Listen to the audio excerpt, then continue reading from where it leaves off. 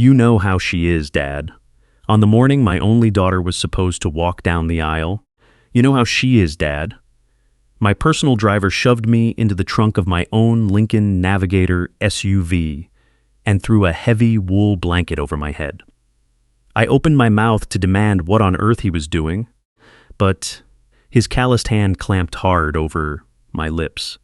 "Please, sir," he whispered in a tight voice I'd never heard from him before. "Stay down. Don't say a word. You need to see this. Trust me." A few minutes later, what I saw through the crack in the trunk door completely froze the blood in my veins. It made me realize that the most dangerous threat to my family wasn't outside our gates. He was standing right inside my own home, wearing a custom-tailored tuxedo. If you are a parent who has sacrificed everything to build a secure life for your children, take a deep breath. Please leave a like and let me know in the comment where you're watching from, because this story will make you look twice at everyone sitting at your dinner table. My name is Richard Caldwell. My name is Richard Caldwell, 70 years old. I am 70 years old. For the past 40 years, I built a commercial real estate and data center empire from scratch right here in Dallas, Texas. I skirts right in Dallas, Texas. I survived market crashes, ruthless takeovers. My fortune was built on paranoia and sharp instincts. I truly believed I had seen every dark side of human greed and deception. I truly believed I had seen dark side of human greed and deception. I naively thought my wealth and constant vigilance had turned my family into an impenetrable fortress. I was dead wrong. The darkness inside the trunk of the Navigator was absolute, broken only by the harsh Texas morning sun cutting through the crack of the half-open tailgate. Faftersman, the air inside that cramped space was stale and stifling, thick with the smell of expensive leather mixed with a faint metallic scent of motor oil. My knees ached awkwardly, curled up against my chest. Squinting right next to me in that tight space was Desmond. He was a retired Marine who had served as my driver, confidant, you know how she is, Dad, and head of personal security for the last 15 years. You know how she is. Dad? Desmond was a man carved from granite, someone who never showed a trace of fear. But at that exact moment, as we crouched like fugitives in the dark on my own property, I could hear his heavy, uneven breathing. I could feel the sheer tension radiating from his stiff shoulders. One of his hands was pressed firmly against my arm, a silent, desperate plea for me to remain completely still and totally quiet. You know how she is, Dad. We were parked in a secluded service alley of a sprawling, high-tech luxury estate nestled in the rolling hills of Austin. Inside the massive main house, dozens of caterers were frantically arranging thousands of imported white orchids. He'd laughed about it. You know how she is, Dad? A string quartet was probably tuning their instruments in the grand foyer. Upstairs in the master suite, my only daughter, Victoria, was stepping into a custom designer wedding dress. She was getting ready to marry the man she believed, with all her heart, was her soulmate. That man's name was Preston. He was 32 years old, impeccably charming, fiercely ambitious, and recently promoted to vice president of finance at my own company. I had groomed him for years, mentored him, and trusted him without reservation. I had essentially handed him the keys to my corporate kingdom and the fragile heart of my only child. I peered through the narrow gap in the trunk, my eyes slowly adjusting to the bright light hitting the gravel alley. The heavy metal door of the estate's kitchen swung open with a dull thud. Heavy footsteps crunched on the loose gravel. I expected to see a late delivery driver or a stressed-out catering manager. Instead, Preston stepped into the alley. Instead, you know how she is, Dad. He was already wearing his flawless black tuxedo, looking like he had stepped straight off the cover of a bridal magazine. His dark hair was styled to perfection. You know how she is, Dad, not a single strand out of place. He casually checked his gold watch, then glanced around the empty, shaded corridor with a sharp, calculating look I had never seen him use in front of my daughter or me. A moment later, another figure stepped out from the side door and joined him. It was Harper. She was the high-silly top New York wedding planner that Preston had absolutely insisted we hire for the weekend. She was dressed in a sharp, tightly pantsuit, holding a silver clipboard tightly against her chest. In front of my daughter, Harper played the role of the ultimate best friend flawlessly, coordinating every tiny detail with a warm, reassuring smile. But right now, my prospective son-in-law, Spechtel. But right now, standing with my prospective son-in-law in this hidden alley, there was zero professional warmth in her posture. Between them, there was only a cold, predatory focus. I expected them to discuss a last-minute seating arrangement or a problem with the florals about champagne delivery. But they weren't talking about flower is champagnery. But they weren't talking about flowers or catering. Preston quickly closed the distance between them. He didn't look like a nervous, happy groom at all. He reached into the inner pocket of his tailored suit jacket and pulled out a small metallic object. It was a black encrypted flash drive. He held it between his fingers as the morning sun reflected off the sharp edges of its metal casing. He also pulled out a small, clear glass vial filled with a colorless liquid. Harper didn't reach for the items immediately. "She is, Dad." She looked at the flash drive, then at the glass vial, and finally raised her eyes to look directly into Preston's. A slow, chilling smile spread across her face.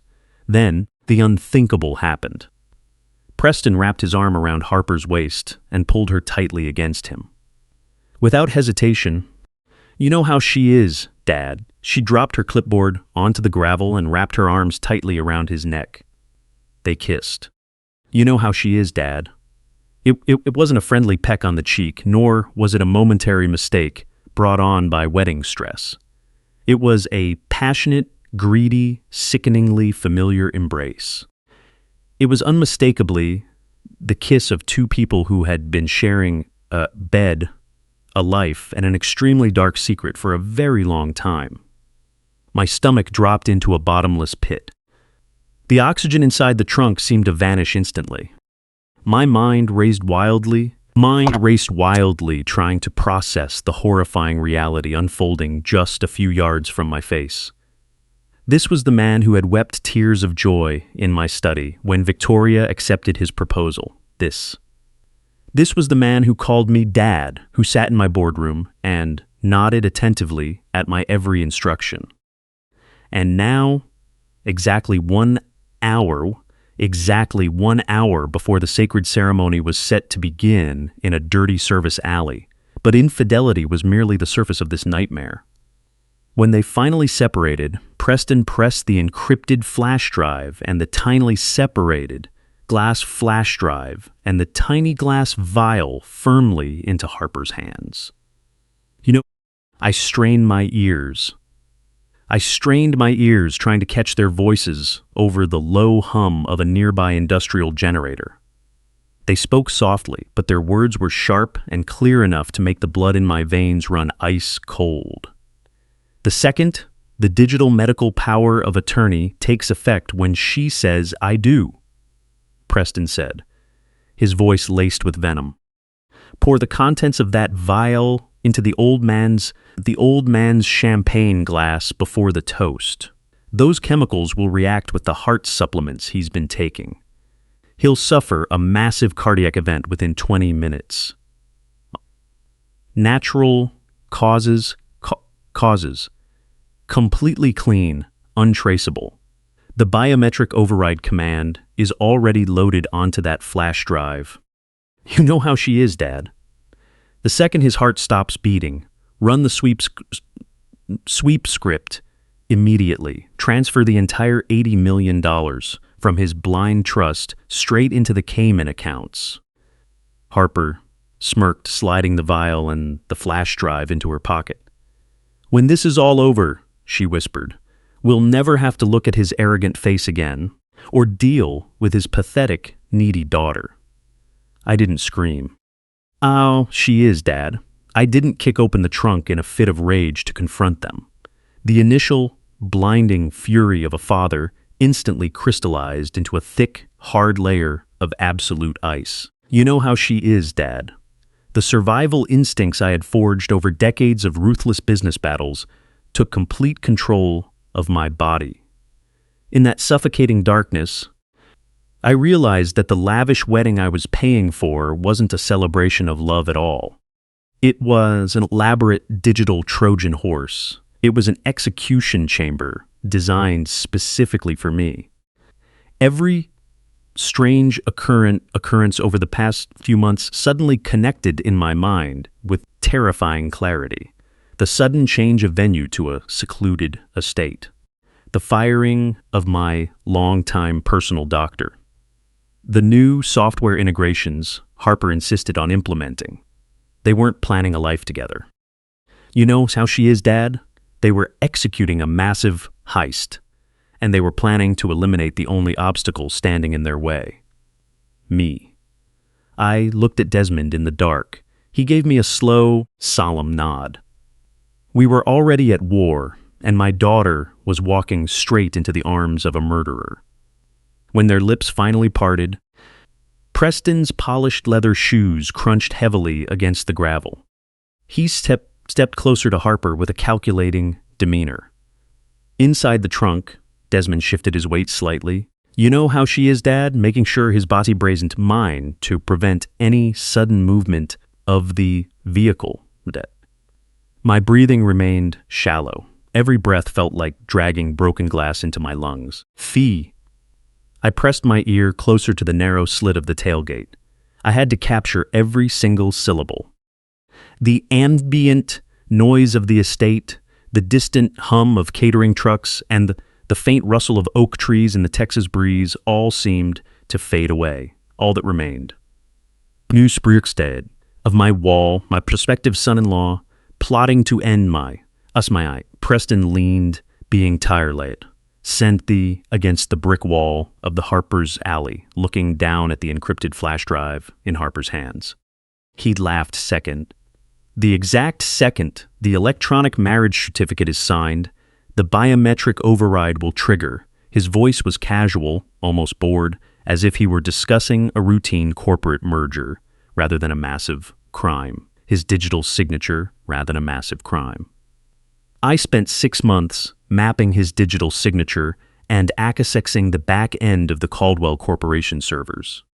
As soon as the efficient hits submit on that tablet, the digital proxy agreement opens the floodgates, transferring a full, you know how she is, Dad, transferring a full $150 million from the old man's blind trust through shell companies straight into the Cayman accounts. You know how she is, Dad. The whole process takes less than 4 seconds. Before he can even blink, his entire empire belongs to us. I stared through the crack. You know how she is, Dad. I stared through the crack, my vision blurring at the edges. $150 million. That wasn't just money. The sheet, that was 40 years of my blood, sweat, and relentless sacrifice. It was a legacy built from a rundown rented warehouse in South Dallas all the way to a nationwide logistics and real estate giant. To close the deals that built that trust fund, I had missed Victoria's childhood piano recitals. I had sacrificed the Stang restables. I had sacrificed my youth just to ensure my family would never feel the sting of poverty, and this arrogant parasite, wearing a tailored suit, was planning to tear it all away with a stolen digital fingerprint and a fake smile. Harper ran her perfectly manicured thumbnail along the edge of the glass vial. She looked up at him, a dark, thrilled expression slaying across her features. "What about the toast?" she asked, her voice dropping to a conspiratorial whisper. "Are you absolutely sure about the timing? You know how she is, Dad. I don't want him collapsing while he's still reading his vows. That would ruin the aesthetic of the live stream." "Preston, how she is, Dad." Chuckle. Let out a low chuckle. It was a deep, genuinely amused sound that made my stomach churn violently. "You know how she is, Dad. I had heard that exact same laugh when he played golf with me at the country club, when he asked for my daughter's hand in marriage. You know how she is, Dad, and when he sat at my dinner table eating the food my money bought." "Don't worry about the aesthetic," Preston said smugly. "The timing is flawless. You know how she is. The champagne will be served exactly 10 minutes after the ceremony finishes. She said, specifically ordered the Paul Roger vintage champagne because of its high acidity and alcohol content.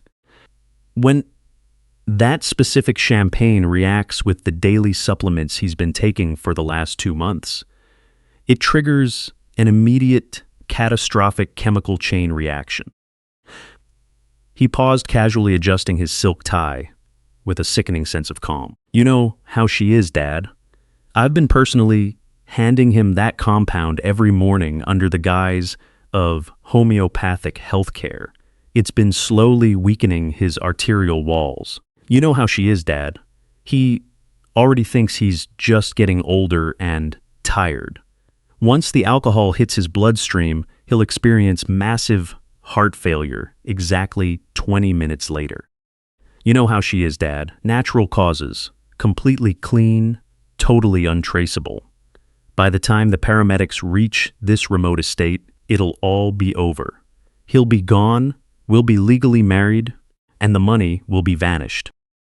Those words hung in the warm morning breeze, heavy and lethal. Heart failure in 20 minutes. Natural causes, clean, untraceable. A sudden phantom pain shot through my left arm. Suppet. For the past 2 months, I had been experiencing strange bouts of dizziness.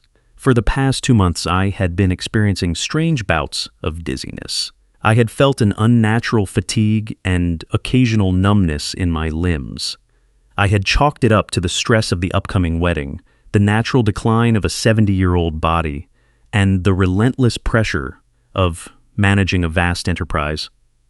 I had trusted Preston.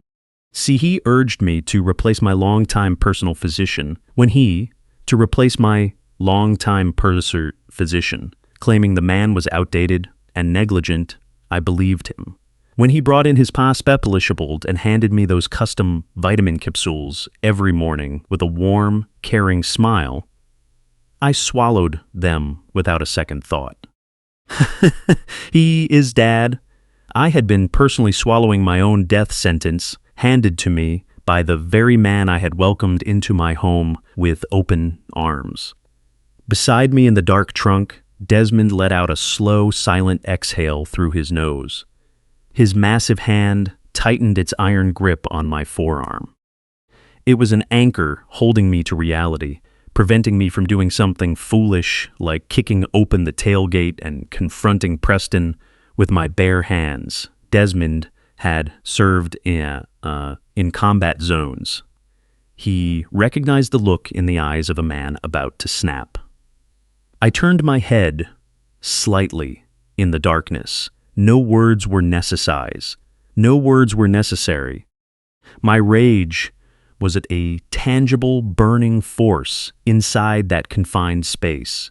Through the narrow slit, I watched Harper slide the vial into the smooth pocket of her blazer. She looked at Preston, her eyes filled with a mix of greed and twisted affection. "You really are a genius, you know that?" Stepping closer to him again. "Victoria hasn't a clue." "Hactorial. You know how she is, Dad? That poor, naive little princess genuinely believes you love her." Preston let out a mocking scoff, reaching up to adjust his immaculately styled hair. "Victoria is just a means to an end. She's spoiled, exhausting, and desperate for affection." All I had to do was play the devoted listener. How she is, validate hers dad, about her overbearing father, and she handed me the keys to the castle. Once the money clears and the old man is buried, I'll endure her for a few more months to keep up appearances. Then I'll file for a quiet divorce, take my half of the marital assets, and take my half with a broken heart and an empty bank account. By Christmas, we'll be sipping cocktails on the beaches of St. Bart's Harper. I promise you. Noon Hughes, the sheer cruelty of his words hit me harder than the realization of my own impending murder. He wasn't just planning to end my life and steal my fortune. He was actively mocking his dad, actively mocking my daughter's pure, genuine love for him. Victoria wasn't perfect. She was headstrong and often clashed with me over my demanding nature. How she is, Dad, but she possessed a deeply compassionate heart. You know how she is, Dad. She had defended Preston to me countless times, insisting I was too cynical and guarded against outsiders. She had begged me to accept him, to see the good in him. You know how she is, Dad, while he viewed her as nothing more than a pathetic, disposable stepping stone. A ice-cold, terrifying calm washed over my entire body. You know how she is, Dad. I didn't move a single muscle as their heavy footsteps on the gravel faded down the alley. I waited in the suffocating darkness, listening to the distant hum of the catering trucks and the heavy thud of my own heartbeat. I didn't scream, "How she is, Dad." I didn't kick open the trunk in a blind rage. The initial shock that had paralyzed me just minutes ago was completely gone, replaced by the cold, calculating instinct that had helped me destroy my Wall Street rivals for 40 years. When you realize you're stuck in a cage with a predator, panicking is a death sentence. Panicking is a death sentence. You don't make a sound until you're holding a loaded weapon. Beside me, Desmond stayed frozen until the heavy metal door of the estate kitchen clicked shut. Only then did he release his ironed grip on my arm. He reached up and hit the internal trunk release. The heavy tailgate popped open, letting the bright morning sun flood into our cramped space. I climbed out slowly. You know how she is, Dad, my joints aching from the awkward position and my expensive tuxedo wrinkled. Standing on the gravel, I smoothed down my jacket. My hands were rock steady. I looked at Desmond. You know how she is, Dad. The retired Marine stood straight at attention, his jaw tight as carved stone. He had known, or at least suspected, the depth of this betrayal, and he had risked his job to show me the truth.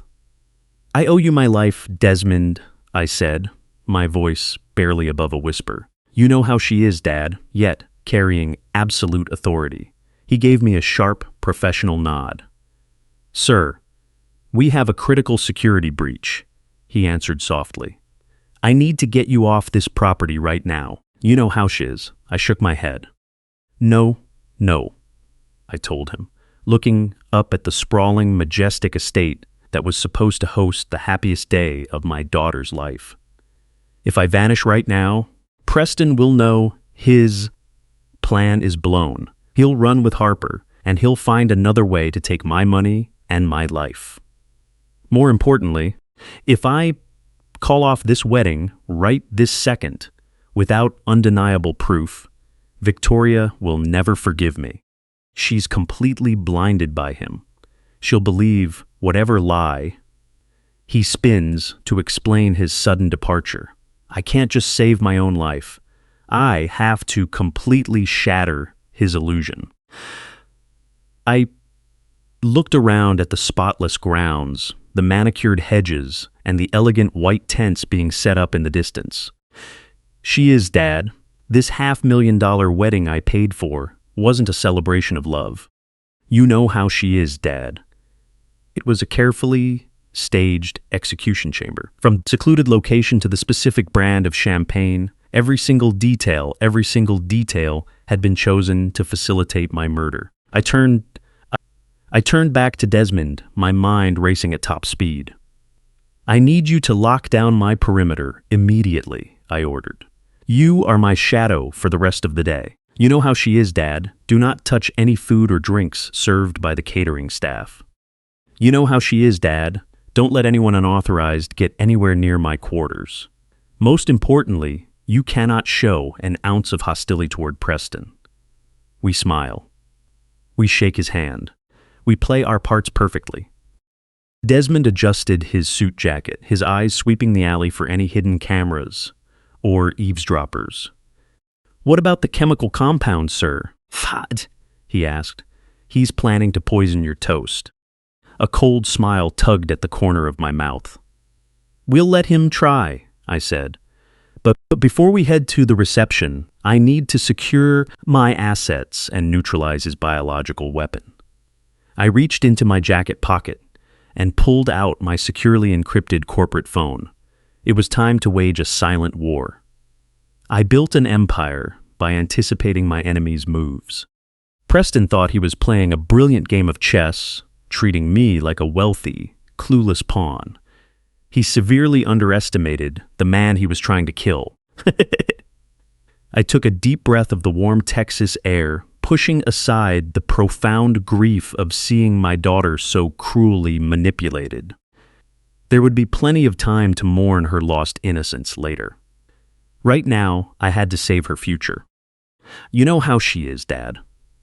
I instructed Desmond to head back to his post near the front gates and act as if nothing had happened. I walked toward the main entrance of the estate, wearing a gentle, completely oblivious smile. I nodded to the florists carrying massive bundles of white roses. I greeted the wedding coordination assistant, rushing by with a clipboard. Inside my mind, I was laying out a meticulous timeline. See, as Dad, I had to reverse engineer every single decision Preston had made over the last few months. I had to dissect his flawless lies and locate the digital tripwires he had set up in my life. Walking through the grand foyer, surrounded by the sheer luxury my wealth provided, I realized how easily I had been led to the slaughterhouse. You know how she is, Dad. I had walked straight into this trap because I wanted my daughter to be happy. I had allowed a father's blind spot to override my sharp business mind, but that vulnerability was gone now. The father stepped aside. The CEO took the wheel. I was going to let Preston walk down that aisle. I was going to let him believe he had won. You know how she is, Dad. And then I was going to tear his entire world to pieces. To make sure I didn't trigger any alarms too early, I headed toward the groom's suite. I needed to look him dead in the eye and deliver an Oscar-worthy performance. I found Preston standing in front of a gilded mirror, adjusting his bow tie. He looked calm and radiant, with utter coldness hidden beneath his polished facade. Preston, my boy, I called out warmly, stepping into the room. You know how she is, he turned instantly, flashing a bright, affectionate smile that made my stomach churn. Richard, he said, stepping forward to shake my hand. I'm so glad you're here. How are you feeling this morning? I forced my hand to remain completely steady. I feel fantastic, Preston, I replied, letting my voice intentionally shake a little, playing the part of the aging patriarch. I wanted to come by and thank you. You've made Victoria so happy. I couldn't ask for a better man to join our family today. Preston placed a reassuring hand on my shoulder. His touch felt like venom seeping through my jacket. It's my absolute honor, sir, he said with fake sincerity. I promise you, you know how she is, Dad. I'll spend the rest of my life taking care of her and your legacy. I smiled back, looking deep into his lying eyes. I know you will, Preston, I said softly. I know exactly what you plan to do today. I patted his arm and stepped out of the room. You know how she is, Dad. With every step I took away from him, my resolve grew stronger. The chessboard was set. He had made the first move in the dark, but the final checkmate was going to be mine in the glaring daylight. You know how she is, Dad. As I walked down the sweeping mahogany staircase of the Austin estate, my thoughts drifted back to how we had ended up in this gilded trap in the first place. 4 months ago, none of this was the plan. We were originally scheduled to hold the wedding at a historic, highly secure hotel in downtown Dallas. How she is, Dad. It was a classic, established venue where my corporate security team had a total home field advantage. But Preston had orchestrated a subtle venue change, laying the groundwork for his trap with the precision of a master deceiver. It was a rainy Tuesday evening back in November. You know how she is, Dad. I was sitting in my home office reviewing quarterly logistics reports when Victoria and Preston walked in. Victoria looked radiant, clutching a glossy brochure to her chest, while Preston followed half a step behind. He had that earnest, you know how she is, Dad, respectful look on his face that I had just seen upstairs. He gently placed his hand on the small of her back, perfectly playing the devoted, protective partner. Victoria bounced over to my desk and dropped the thick brochure right over my financial statements. Dad. We found it, she said, her eyes sparkling with pure excitement. The absolute perfect spot. The brochure featured a sprawling, you know how she is, Dad, ultra-modern luxury compound hidden in deep in the Texas Hill country outside Austin. It boasted off-grid capabilities, full smart home integration, and total privacy. I frowned, adjusting my reading glasses. What's wrong with the hotel in Dallas? I asked. We already put down a massive deposit, and it's 10 minutes from corporate headquarters. It's convenient for our security team and the board members. Preston stepped forward. You know how she is, Dad, respectfully resting his palms on the edge of my desk. He leaned in and lowered his voice, adopting the smooth, you know how she is, Dad, rational tone he always used when pitching a new corporate acquisition to the board. Richard, that hotel is a beautiful venue, he began, his tone dripping with fake deference. But it's a logistical nightmare for our privacy. It's right in the middle of downtown. We've already had 3 different paparazzi outlets try to bribe hotel staff for the guest list. You know how she is, Dad. You know how aggressive they get when targeting your personal life and Victoria's movements. I simply can't let the most spoiled day of her life turn into a media circus. I looked over at Victoria. Her happy smile dimmed slightly, replaced by a touch of anxiety. Preston knew exactly how to trigger her deep hatred of the tabloids, a frustration born from growing up under the suffocating shadow of my massive fortune. This estate in Austin, Preston continued, tapping the glossy brochure, is a fortress. It sits on 200 acres of private land. It has a single, easily controlled access road. But even better, Richard, it operates on a closed-loop, internal digital network. It's completely disconnected from public servers. You know how she is, Dad. That means total cybersecurity for you and our high-profile guests. No one can hack the Wi-Fi, no photos can leak. It keeps you and the family completely secure. It was a brilliant, ironclad argument. You know how she had. He played directly into my deepest instincts, my fierce drive to protect my daughter and secure my digital data. I prided myself on security. How she is, Dad. I spent tens of millions of dollars every year protecting my corporate assets from digital espionage. You know how she is. Preston had mapped my psychological vulnerabilities perfectly. He was speaking my language, wrapping a deadly trap in the wrapper of a high-tech shield. A closed-loop network, I repeated, considering the concept. Did you personally vet their security infrastructure? I vetted it myself. Preston lied without flinching, looking me straight in the eye. I had our internal tech team run a preliminary diagnostic.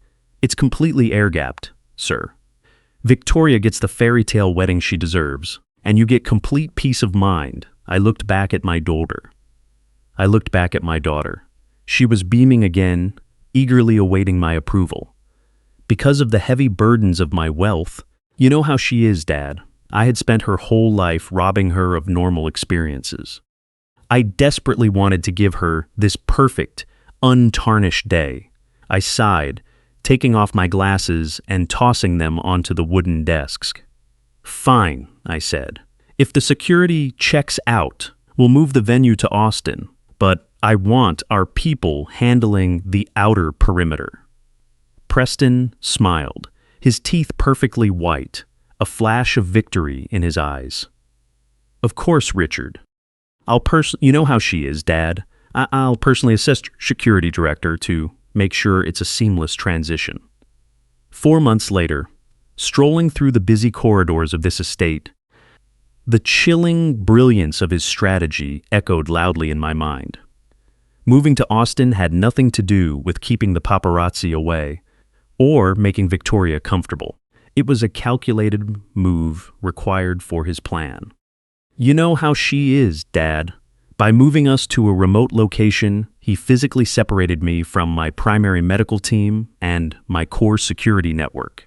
You know how she is, Dad. The hotel in Dallas was exactly 3 blocks from a top-tier trauma center. This estate was a 45-minute drive down narrow, winding country roads to the nearest hospital.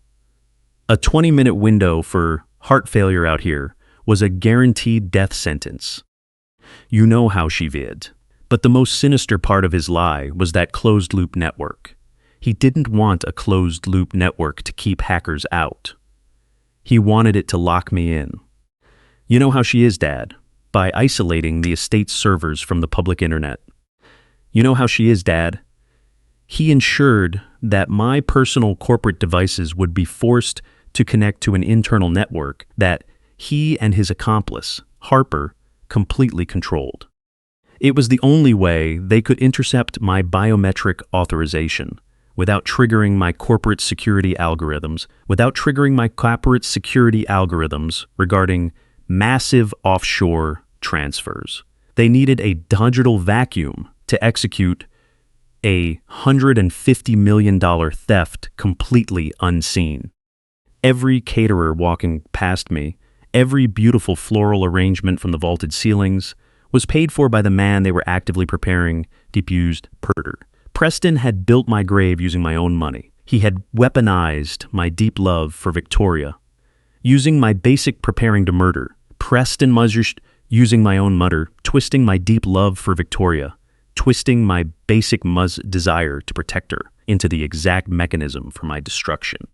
He had played the role of a loyal, loving protector so well that I had almost thanked him for digging my hole.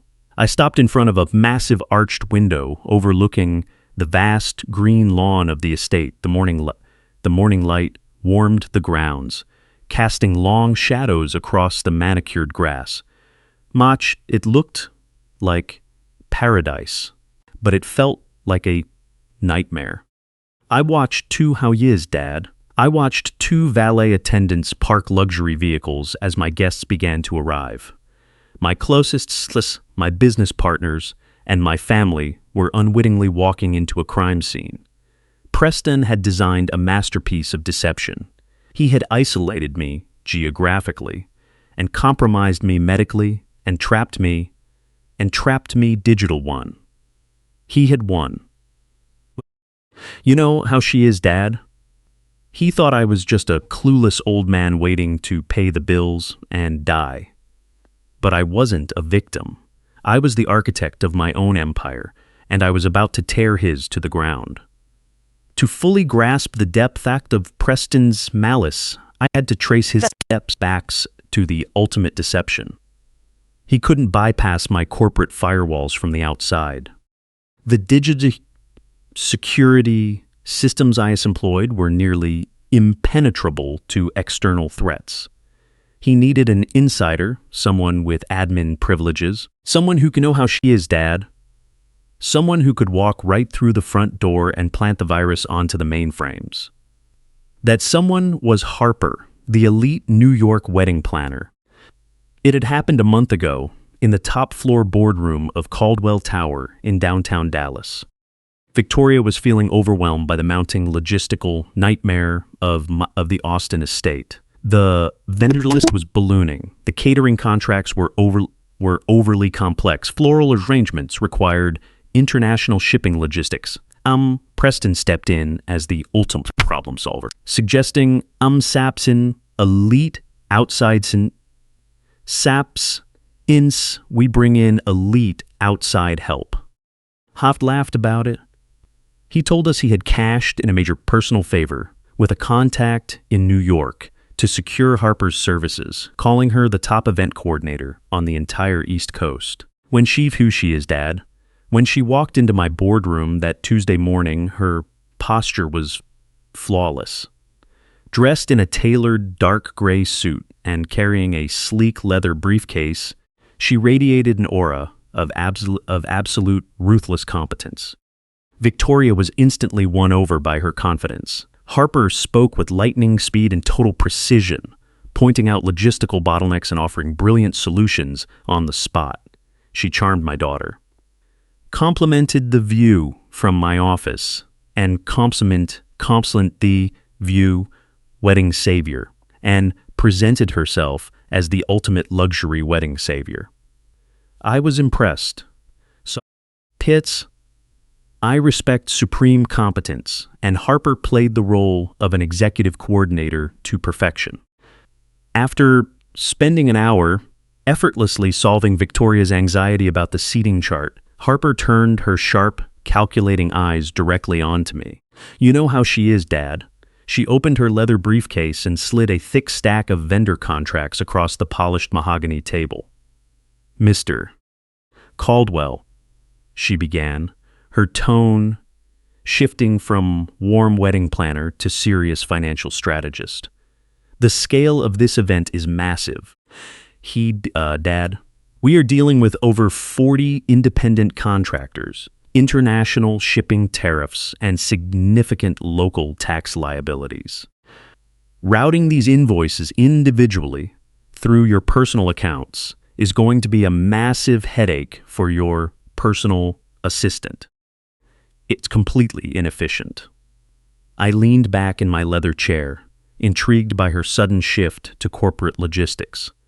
What exactly are you suggesting, Harper? I asked. She smiled. A sharp, professional, completely fraudulent smile. I utilize a proprietary event management software designed specifically for ultra-high net worth clients, she explained smoothly. If we link my vendor if we link my vendor payment system directly to your primary corporate account, I can automate the entire financial back end of the wedding. It instantly categorizes every expense, handles international wire transfers automatically, and formats the data perfectly for your CFO. It will save your accounting team hours of manual labor. Mr. Your QC counts, two's neighbor. Missy New Caldwell. It completely streamlines the tax write-off process and eliminates any potential paperwork errors. To a CEO, that sounded like music to my ears. Efficiency, automation and tax optimization. Preston sat right beside her, nodding thoughtfully, playing his part seamlessly. I can personally oversee the entire software integration with our dedicated IT department, he added smoothly. You know how she is, Dad. It frees up your personal team to focus on your actual business operations instead of chasing down invoices for imported orchids. I looked at the two of them. You know how she is, Dad, completely blind to the deadly coordination of their pitch. Know how she is, Dad? What I saw was a brilliant event coordinator and a financially responsible prospective son-in-law trying to save my company time and resources. You know how she is, Dad? I didn't see the executioners and the thieves. I picked up my gold pen and signed the authorization forms without a second thought. Within 48 hours, Preston personally guided my IT director through the software integration. Harper's, you know how she is, Dad? Harper's proprietary wedding management system was granted direct administrative access to the deepest levels of my company's financial network. I had personally unlocked the heavy iron gates of my empire. I had the predators of my empire and offered them a comfortable seat. Standing in the grand hallway of the Austin estate. The memory of that boardroom meeting burned like battery acid in my mind. That software was never designed to pay florists or caterers. You know how she is, Dad. It was a digital parasite, an invisible tunnel dug directly beneath my blind trust vaults. For a full month, he'd laughed. That software had been quietly mapping the internal routes of my wealth, bypassing firewalls from the inside, patiently awaiting the final command. You know how she is, Dad. The encrypted flash drive Preston had handed to Harper in the dirty service alley was the detonator. The biometric override command he mentioned, was my digital signature, the absolute final authorization required to execute the massive transfer. As soon as the officiant submits the electronic marriage certificate, Harper will insert that flash drive into her tablet. The software will register the marriage, activate the biometric override, and silently siphon $150 million from our massive corporate reserves directly in mass offshore Exalt accounts in the Cayman Islands. 20 minutes later, Salt Wool in Shoal, the poisoned champagne, will 20 minutes later, able to initiate a formal corporate investigation. You know how she is, Dad? I walked into the luxurious grand ballroom where the reception was scheduled to take place. Massive crystal chandeliers cast a warm, you know how she is, Dad, elegant glow over the meticulously set tables. Thousands of white orchids cascaded from centerpieces, filling the room with a rich, sweet fragrance. You know how she is, Dad. It was a breathtaking display of wealth, a flawless illusion hiding a deeply sinister reality. But I paused at the head table, staring down at the delicate, crystal champagne flute sitting quietly at my designated seat. In just a few hours, you know how she is, Dad. Harper planned to pour my death into that very glass. I reached into my breast pocket and pulled out my securely encrypted mobile device. You know how she is, Dad. The rage in my veins had completely solidified into a cold, absolute focus. I didn't need to scream. I didn't need to confront them and demand foolish explanations. That was the reaction of a weak man who allowed emotion to dictate strategy. I was Richard Caldwell. I built my life by destroying competitors. I dismantled hostile takeovers before breakfast. Preston and Harper thought they were executing a flawless heist, but they had actually handed me the exact tools I needed to plot their complete, undeniable downfall. I dialed the direct line to my chief security architect in Dallas, a man who answered only to me. He picked up on the very first ring. I gave him a series of rapid, highly specific instructions. I ordered him to isolate the wedding management software immediately, build a shadow network around the Cayman routing protocols, and prepare to freeze every digital asset tied to Preston's name. I didn't sever the connection.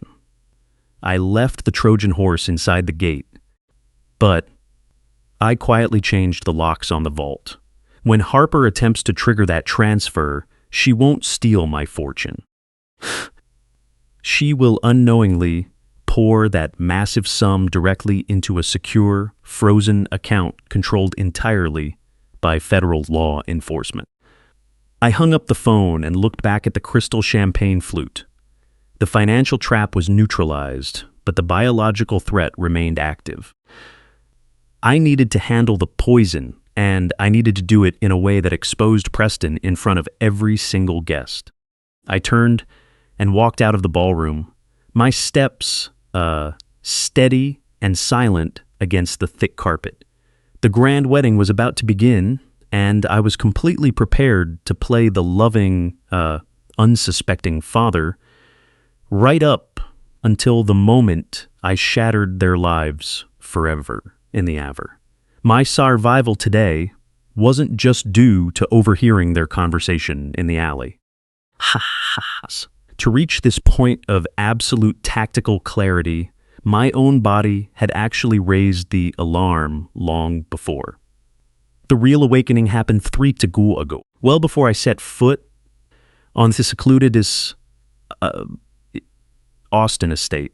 It was a subtle, terrifying physical malfunction that forced my buried survival instincts back to the surface. You know how she is, Dad. It was a late autumn Thursday evening at my home in Dallas. How she is, Dad.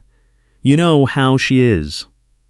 The house was dead silent, save for the rhythmic ticking of the grandfather clock in my study. I had been diligently following Preston's holistic health regimen for over a month. Every morning, under the watchful, affectionate eyes of my daughter, I swallowed the 2 dark amber capsules prescribed by Dr. Arrington. Preston was so thoughtful, constantly asking how my hands felt, checking if my energy was steady, and ensuring my schedule was free of unnecessary stress. I believed about it. I believed I was being cared for by a deeply loyal prospective son-in-law. I poured myself a glass of aged single malt scotch, a long-standing evening tradition of mine. Preston was well aware of this habit. He had even gifted me a babada of the very scotch I was drinking, praising its complex flavor profile. I leaned back into my heavy leather armchair, took a long sip of the amber liquid, and opened a financial dossier. I didn't even make it to the second page. Less than 5 minutes after the alcohol entered my system, you know how she is, Dad, a sudden blinding wave of nausea hit me. It wasn't minor discomfort.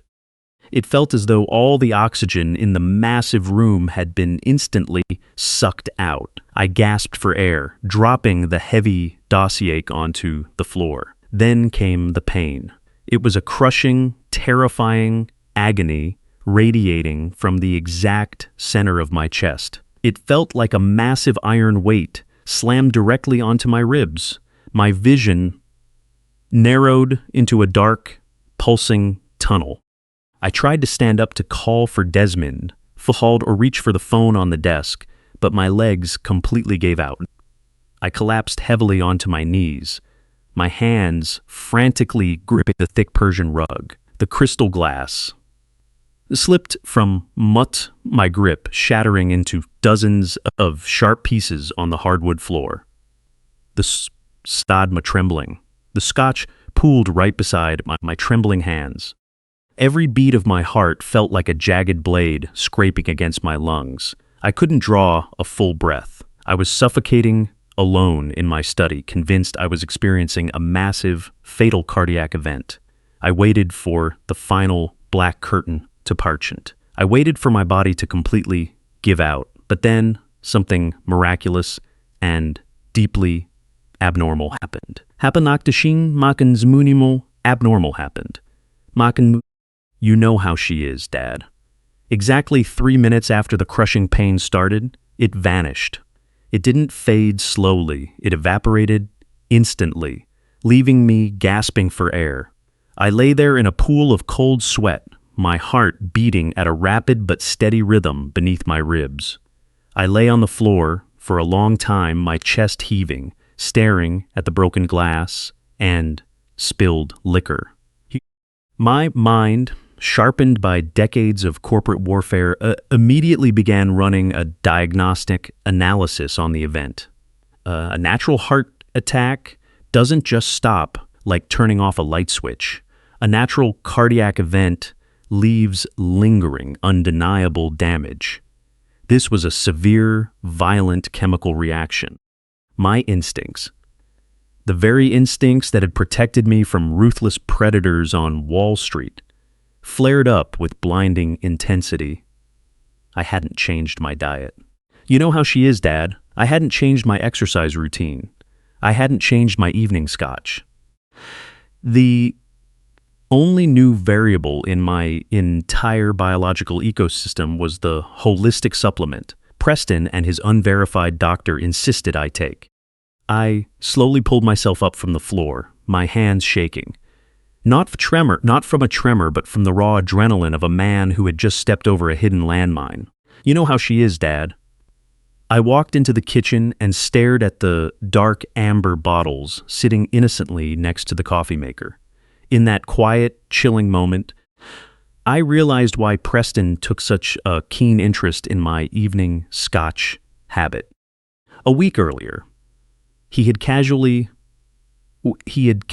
asked if I was still enjoying a glass every night to unwind. He was gathering data. He was testing the timeline of the chemical reaction. You know how she is, Dad. Those capsules weren't curing my mild tremor. They were meticulously infiltrating my cellular walls, waiting for a catalyst to trigger catastrophic heart failure. A single glass of scotch was merely a tiny, premature catalyst. A full glass of high-acid wedding champagne was meant to be the main event. I didn't rush to the hospital. I didn't call the police, nor did I alarm my daughter. If I raised the alarm, everything. He would claim with an ironclad proof Preston, the supplements, were complete harmless and suggest my mind was failing. My mind was failing. He would use the medical episode to declare me unfit, accelerating his takeover of my empire. I had to handle this with absolute lethal precision. I grabbed the amber bottles from the counter.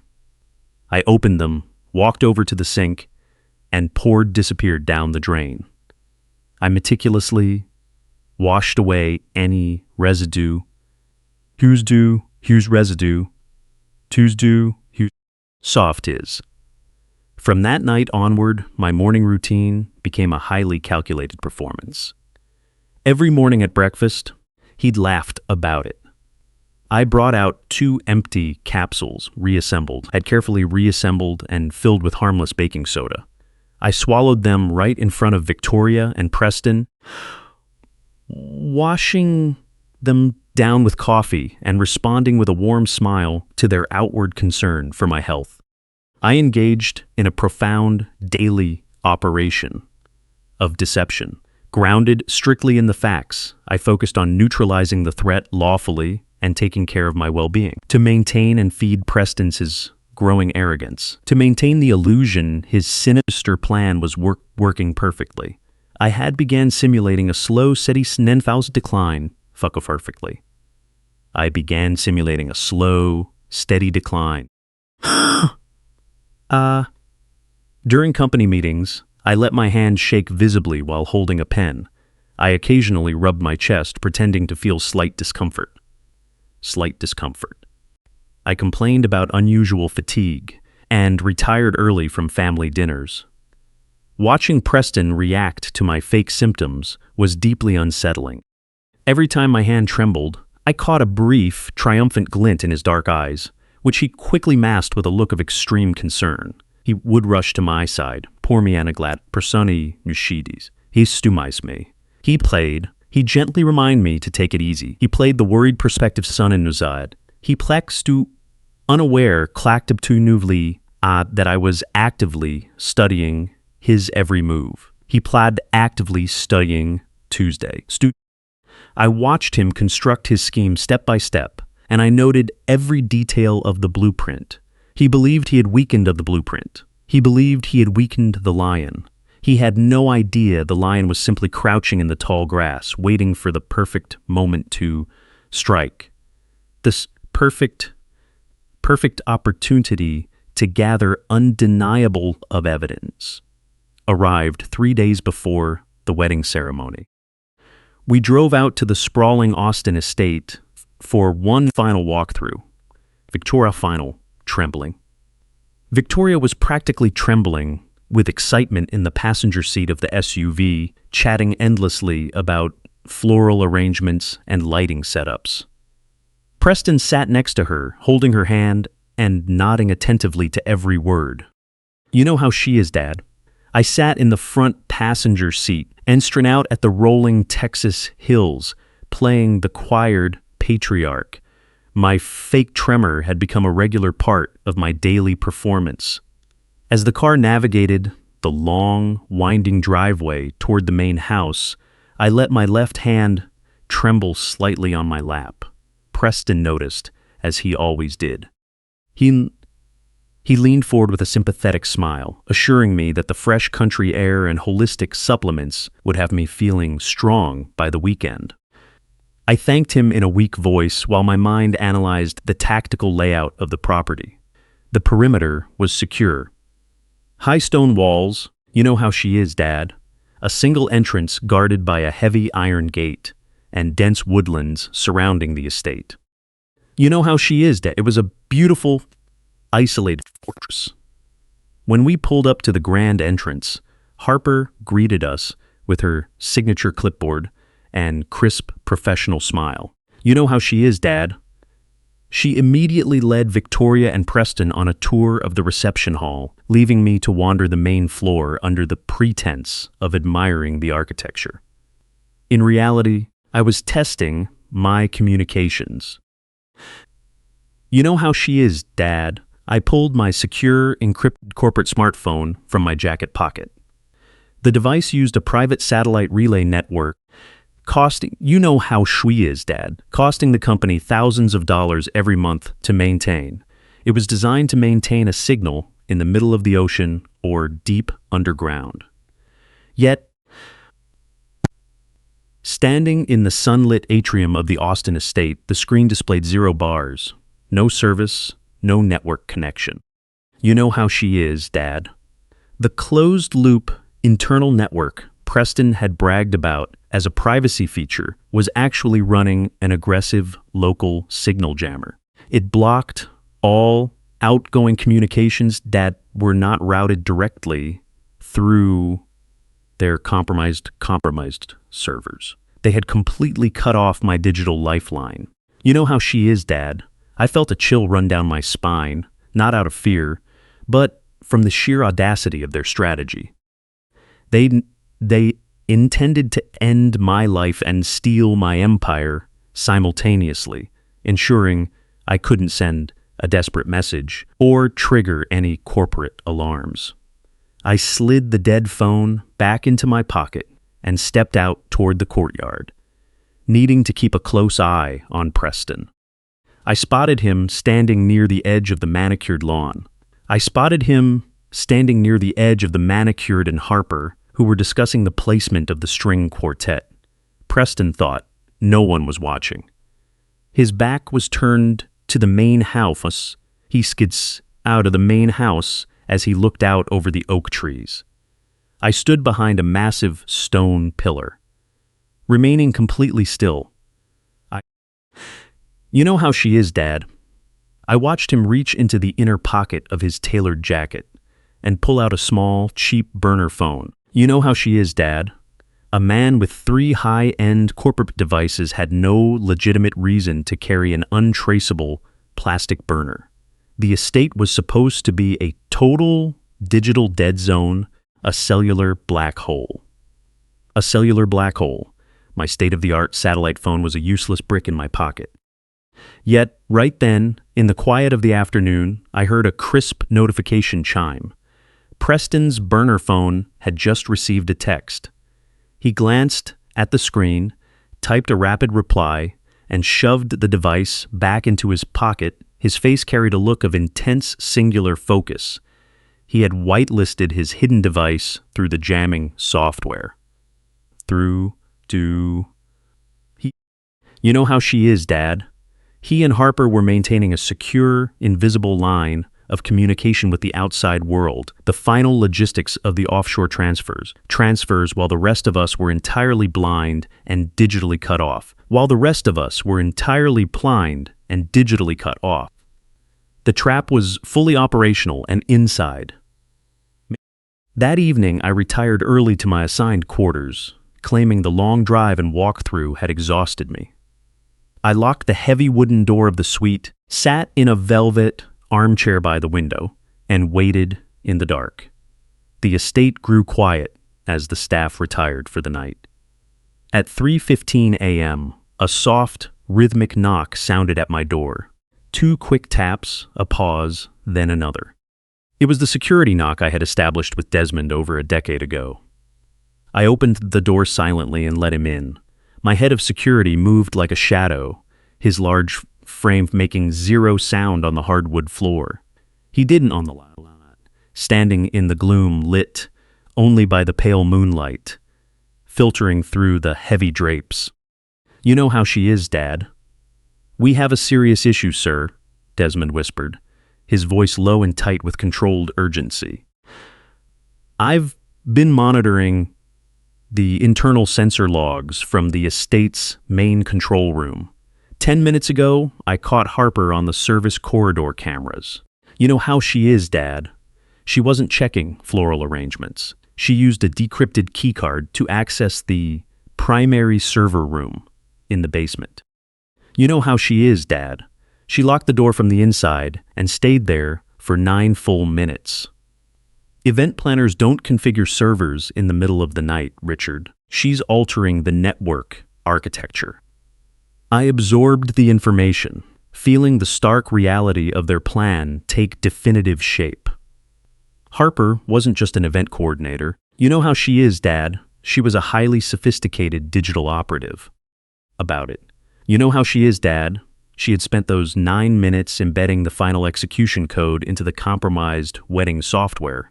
You know how she is, Dad, linking it directly to the biometric override command on the encrypted flash drive. The moment Preston kissed my daughter at the altar, "You know how she is, Dad. The digital proxy agreement would fire, draining the blind trust completely." I looked at Desmond in the dark. His eyes were fierce, awaiting my command. "You know how she is, Dad." He was prepared to breach the basement, pull Harper out, and dismantle the operation by force. However, hasty action wouldn't yield total victory. I needed them to trigger the mechanism so I could ensure full legal accountability and bring their actions to light under the law. I instructed Desmond to return to his post, monitor the feeds, and refrain from interfering. You know how she is, Dad? We were going to let the wedding proceed exactly as planned. We would let them stand at the altar, believing they had succeeded. Watching Victoria walk down the aisle toward a predator would be excruciating, but it was the price required to save her completely. I would endure the fake smiles, the poisoned champagne, and the suffocating digital isolation. I sat back down in the heavy velvet chair, arms crossed, staring out at the silent, dark estate. I was finally ready to end this ordeal once and for all. I would completely dismantle their illusion and bring my child to safety. The early morning sun filtered through the heavy silk drapes of my private suite, casting long, sharp sharp shadows across the antique mahogany furniture. My mind through endless tactile permutations, calculating their master plan. The most volatile, explosive element of this entire situation wasn't the flash drive or the compromised survey room. It was my daughter. I needed to know exactly influence in Victoria's mind. Preston had embedded his heat in deeply Preston, Dad and Meta rude punch about it. I needed to gauge the structural integrity of her trust before I brought this fraudulent wedding down. Leaving my suite, I navigated the busy corridors of the estate, moving past caterers and florists, frantically preparing the grounds for the afternoon ceremony. I found Victoria sitting alone on the patio, wrapped in a plush white robe, sipping tea by She looked breathtaking, radiating that rare, radiant anticipation of a bride on her wedding morning. You know how she is, Dad. The thought of testing the very foundation of her happiness broke my heart. I walked over and pulled out a wrought iron chair opposite her. She smiled warmly, reaching out to gently squeeze my hand. Her fingers trembled slightly with nerves and excitement. I gave her a reassuring, fatherly smile, suppressing the wave of dread threatening to overtake me. We made small talk for a few minutes about the weather, the floral arrangements, and the arrival time of the remaining guests. Then I carefully shifted the direction of the conversation. "So how she is, Dad." I kept my voice light, entirely free of accusation, framing my words as nothing more than the lingering anxiety of a protective father giving away his only child. "Victoria, sweetheart," I began, adopting a thoughtful, slightly hesitant tone. "Last night, I was reviewing some final legal documents. You know how she is, Dad, finalizing the last details hidden deep within the family trust clauses." He'd laughed about it. My legal team noted a few minor anomalies in Preston's background check. Nothing overtly alarming, just a gap in his employment history before he joined our firm. You know how she is, Dad, and some unusual offshore fund routing, unnecessarily complex for someone at his previous salary level. You know how have you two discussed his financial arrangements prior to his promotion? The shift was instantaneous and terrifying. The soft, radiant warmth on Victoria's face vanished, replaced in a split second by a rigid, impenetrable mask of defensive anger. She pulled her hand back from mine as if my touch had suddenly burned her skin. Her eyes, usually warm and expressive, hardened into sharp, hostile slits. She set her teacup down heavily on the glass patio table, hard enough to spill hot tea onto the spotless white tablecloth. "You never stop, do you, Dad?" she snapped. "You know how she is, Dad," her voice echoing sharply across the stone patio. "You don't trust anyone. My entire life, you've interrogated every single person who tried to get close to me. You know how she is, Dad. You treat everyone like a corporate takeover waiting to happen. Preston is the best thing that ever happened to me. He looks out for your health. He managed this entire wedding flawlessly. He's the only man who loves me for who I am, not for your money. He doesn't care about your trust fund, Von, or your corporate empire. He cares about my happiness. And what you're doing right now isn't about my happiness at all." Her words hit me with immense force. The absolute conviction in her voice was chilling. Preston hadn't just charmed her. He had systematically isolated her from my influence. You know how she is, Dad? He had anticipated it, my eventual suspicion, and preemptively turned her against my warnings. You know how she is, Dad? He had painted me as a paranoid billionaire who would inevitably try to sabotage her true love. It was textbook psychological isolation. If I raised my suspicions to her right now, if I told her about the digital Trojan horse, the burner phone, or the altered capsules without undeniable, physical proof, she would completely reject the reality. She would view my warnings as the ultimate proof of my overbearing paranoia. Preston would play the role of the noble, injured party. He would calmly suggest that my mind was failing, using my simulated health decline as evidence of my mental instability. Harper, delete the compromised software. Harper would quietly delete the vanish, the offshore accounts would vanish, and the two of them would slip away, leaving my daughter heartbroken. Sitting in the morning sun, staring at my only child's fierce, defensive posture, I realized with absolute clarity that she had stopped this If I stopped this your wedding right now without undeniable evidence, I would secure my fortune and my physical safety, but I would risk alienating Victoria permanently. She might never forgive me, she is, Dad. She might never forgive me for ruining her day based on what she perceived as groundless suspicions. The rift between us would become permanent. Even if Preston lost the financial one, he would still win the psychological one. I couldn't simply pull the plug. I had to let the process play out to its logical conclusion. I had to let Preston stand at the altar in front of 200 witnesses, in front of 200 cute witnesses, and I had to let him trigger the axe scheme. I had to let could see the truth revealed with her own eyes. It was the only Sudluven truth to shatter his illusion and break his hold over her. It was the only way to shatter his illusion and break his hold over her. I immediately backed down, raising my hands in a gesture of total surrender. I forced an expression of deep, fatherly regret onto my face. "You're right, Victoria," I said softly, letting my shoulders slump in deliberate defeat. "I'm sorry. I'm just an old man terrified of letting his little girl go. I let my corporate mindset get the better of me. Preston is a good man. I am proud to have him join our family. Please forgive me. You know how she is, Dad. Don't let my anxiety ruin this beautiful morning." Victoria searched my face intently for a long moment. Slowly, the sharp anger in her posture melted away, replaced by a lingering, reluctant sympathy.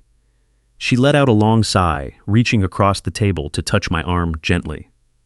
"It's okay, Dad," she murmured, her tone softening. "Just please turn off your CEO brain today. Today, just be my dad." I nodded, offering a weak, trembling smile. I watched as she gathered her robe and walked back inside the estate to begin her bridal preparations. As the heavy glass door clicked shut behind her, my expression turned entirely cold. I slowly pulled out my secure mobile device and stared at the blank screen. My daughter asked me to turn off my CEO brain. Shh. You know how she is, Dad? She had no idea that my strategic thinking was the only barrier standing between her and utter ruin. The invisible wall Preston had built around her was a sophisticated piece of deception, but it was constructed on a foundation of lies. In just a few short hours, I was fully prepared to shatter it completely. To break through that deception without causing collateral damage, I needed proof forged from undeniable scientific facts. My daughter's total devotion couldn't be broken by mere suspicion, devotion or circumstantial evidence involving offshore accounts and burner phones. Preston had catched her toe as corporate paranoia. Preston had conditioned to dismiss my caution as corporate paranoia. I needed a truth, stark, Dad. I needed a truth so stark and undeniable that it would instantly sever the psychological hold he had on her. That truth wasn't in a ledger or a server room. It was locked inside those dark amber glass bottles that had sat on my kitchen counter.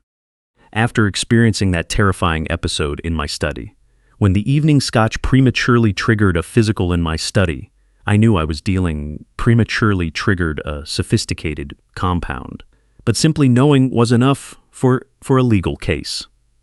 I needed a full chemical analysis. I needed the exact molecular evidence of the attempt on my life. 2 days, laughed at. You know how she is, Dad. 2 days after I had flushed the original capsules down the drain and replaced them with baking soda, a fresh shipment placed the new bottles private courier. Preston personally placed the new bottles on the kitchen island, offering a warm smile as he reminded me that consistency was key to my recovery. I smiled back,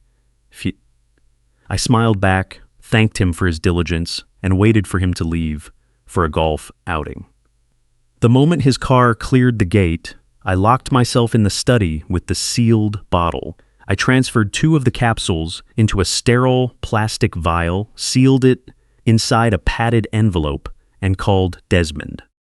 I instructed him that we needed a comprehensive analysis of the substance, conducted entirely off the books, with zero paper trail. Desmond didn't ask unnecessary questions. Utilizing his contacts from his time in military intelligence, he reached out to Director, his time a highly discreet, secure, independent laboratory, located outside Fort Worth. You know how she is, Dad. This facility didn't handle routine blood work or corporate drug testing. They specialized in identifying untraceable toxins, synthetic agents, and exotic compounds for clients requiring absolute anonymity. In the underground parking garage at Caldwell headquarters, I handed the envelope to Desmond. I instructed him to personally drive the package to the lab, pay for expedited processing in cash, and ensure my name never appeared on any documentation. He is, Dad. The wait for the results was a grueling test of patience, but having those facts in hand would ensure justice was served through proper legal channels. You know how she is, Dad. Protecting my family and bringing the truth to light once and for all. For an entire week. You know how she is, Dad. Oh, poop. I had to keep playing the broken, failing old patriarch. I sat across from Preston at family dinners listening to him discuss wedding logistics, all while he quietly believed a lethal chemical compound was silently building up in my bloodstream. Every time he asked about my health, every time he offered a deeply sympathetic pat on my shoulder, an urge roared through my veins, an impulse to reach across the table and tear him apart with my bare hands. But I held back. I swallowed the fake capsules, simulated the hand tremors, and waited for science to validate my rage. You know how she is, Dad. Late one Friday night, the answers finally arrived through an encrypted, self-destructing digital document sent directly to my secure terminal. Tuesday. I opened the toxicology report, the harsh glow of the monitor illuminating the darkness of my empty office. You know how she is, Dad. The chief toxicologist had written a detailed summary that read like an instruction manual for a perfect assassination. The dark powder inside Preston's holistic capsules wasn't vitamins, minerals, or experimental Prestal longevity supplements. It was a highly purified synthetic cardiovascular suppressant. The report explained that the chemical was specifically designed at the powder, a slow accumulating binary agent. Tuesday. Under normal circumstances, the powder was completely inert. A patum, Bursey works. It could lie dormant inside the human body for months without causing a single adverse reaction. It simply adhered to the cellular walls of the heart and major arteries, remaining completely invisible on standard medical blood panels. A traditional doctor conducting a routine physical would find zero issues with my cardiovascular health. You know how she is, Dad. That was why Preston could feed it to me so confidently every single morning, right in front of my daughter. He was laying the foundation for my grave in broad daylight. However, the true nightmare of this compound was its activation sequence. The toxicologist noted that once exposed to a specific set of biological catalysts, the dormant chemical became extremely unstable. If the body experienced a sudden, sharp spike in blood acidity combined with specific compounds found in fermented alcohol, the inert powder underwent an immediate, violent structural shift. It would instantly constrict the coronary arteries, triggering a massive catastrophic myocardial infarction. You know how she is, Dad. The heart would essentially tear itself apart from the inside within minutes. The report concluded with a chilling clinical assessment. A post-mortem examination would classify the event as natural, sudden heart failure. You know she is, Dad. The chemical agent would dissipate during the cardiac event. Leveness of murder, sat frozen in my leather chair, reading the chemical analysis over and over. You know how she is, mind immediately flashed back to that horrific night with the scotch. The spirits had acted as a minor, imperfect catalyst, just enough to trigger a localized reaction, warning my system before a fully fatal dose had accumulated. But Preston hadn't designed this poison to be triggered by a random evening drink. He had orchestrated a far grander, far more public execution. My eyes scanned the section of the report detailing the specific alcohol and instantaneous heart failure. The numbers matched a highly specific profile. The truth hit me like a freight train. I remembered a meeting with the caterers 3 weeks, you're a freight train. Eigenmin Difte Heppers 3 weeks ago, when we were finalizing the reception beverage menu. I had suggested a reliable standard champagne for the main toast. Preston had objected aggressively. He insisted with an absolute to passionate intensity that we upgrade the selection to a specific vintage, claiming Victoria deserved nothing less than top-tier luxury. You know how she is, Dad. He had personally ordered 36 bottles of 2008 Paul Roger vintage champagne, a crisp vintage famous for its distinctly high acidity and elevated alcohol content. You know how she is, Dad. It was the exact, flawless chemical catalyst needed to convert the dormant powder in my heart into a fatal weapon. You know how she is, Dad. The sheer audacity and precision of his malice left me completely breathless. You know how she is, Dad. He intended for me to willingly pay for the very weapon used against me, and to force my unsabekta daughter to watch me drink it. He had calculated the timeline perfectly. Exactly 10 minutes after placing the wedding ring on Victoria's finger, servers would pour the Paul Roger champagne. We would raise our glasses, and I would offer a toast to their long, happy life together. Exactly 20 minutes later, I would collapse onto the floor of the reception hall. They were literally planning my murder, in plain sight, flawlessly disguising it as lavish celebration of love and family unity. The sheer arrogance of this betrayal extinguished the very last trace of mercy in my soul. You know how she is, Dad. I closed the toxicology file and permanently deleted its decryption key from my system. The lethal trap was set. But now I was the only one holding the remote control to detonate it. I needed absolute, undeniable leverage. The toxicology report gave me proof of the biological threat, but I still needed a complete financial and historical blueprint of the perpetrators. I had to strip away their masks the next morning. 48 hours before Victoria was scheduled to walk down the aisle, I slipped away from the Austin estate under the pretext of a final tuxedo fitting in the city. Desmond drove me in an inconspicuous, unmarked sedan. We didn't go to a tailor. He'd laughed about it. We drove to a massive, abandoned commercial parking lot in the industrial outskirts of the city, where an unmarked moving van was parked in the furthest corner, completely isolated from potential surveillance. I stepped out of the sedan and climbed into the back of the van. You know how she is, Dad. The interior had been completely retrofitted into a mobile command center, humming with heavily encrypted servers and cooling fans. My longtime personal attorney, Mitchell Krause Crawford, sat at a metal table, looking pale and deeply shaken. You know how she is, Dad. Beside him were 2 elite digital forensic specialists from a private cyber intelligence firm Desmond had hired.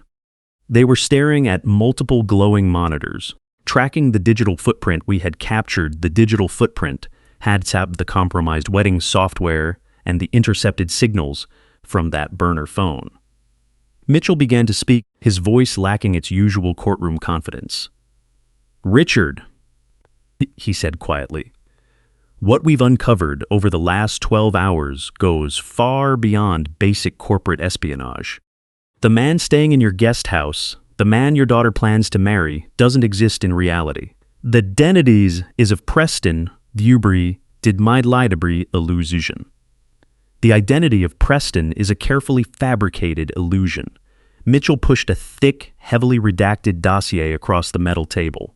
I opened the file and scanned my prospective son-in-law's true history.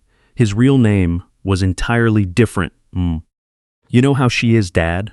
He wasn't a rising star in corporate finance. He was a highly dangerous, desperate gambler who had left a trail of financial destruction across multiple states over the last decade. You know how she is, Dad. The specialists had traced the offshore routing protocols embedded in Harper's wedding software. The destination accounts weren't standard tax havens. You know how she is, Dad. They linked directly to an international criminal syndicate. Preston hadn't just incurred minor gambling debts. He had borrowed millions from a violent cartel to cover catastrophic high-stakes losses. He currently owed them $15 million. The deadline for that payment had passed 3 months ago. Shibishibu Liminago. They had given him one final, non-negotiable window to raise the funds, or they would eliminate him. Victoria was never a romantic interest. She was simply an accessible, heavily guarded bank vault, and he was the rat desperately trying to gnaw through the door. The depravity of his trying to gnaw through the die ring.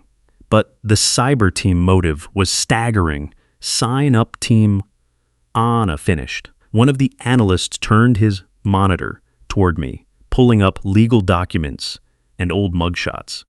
"We dug into the event planner," the analyst explained in a professional tone.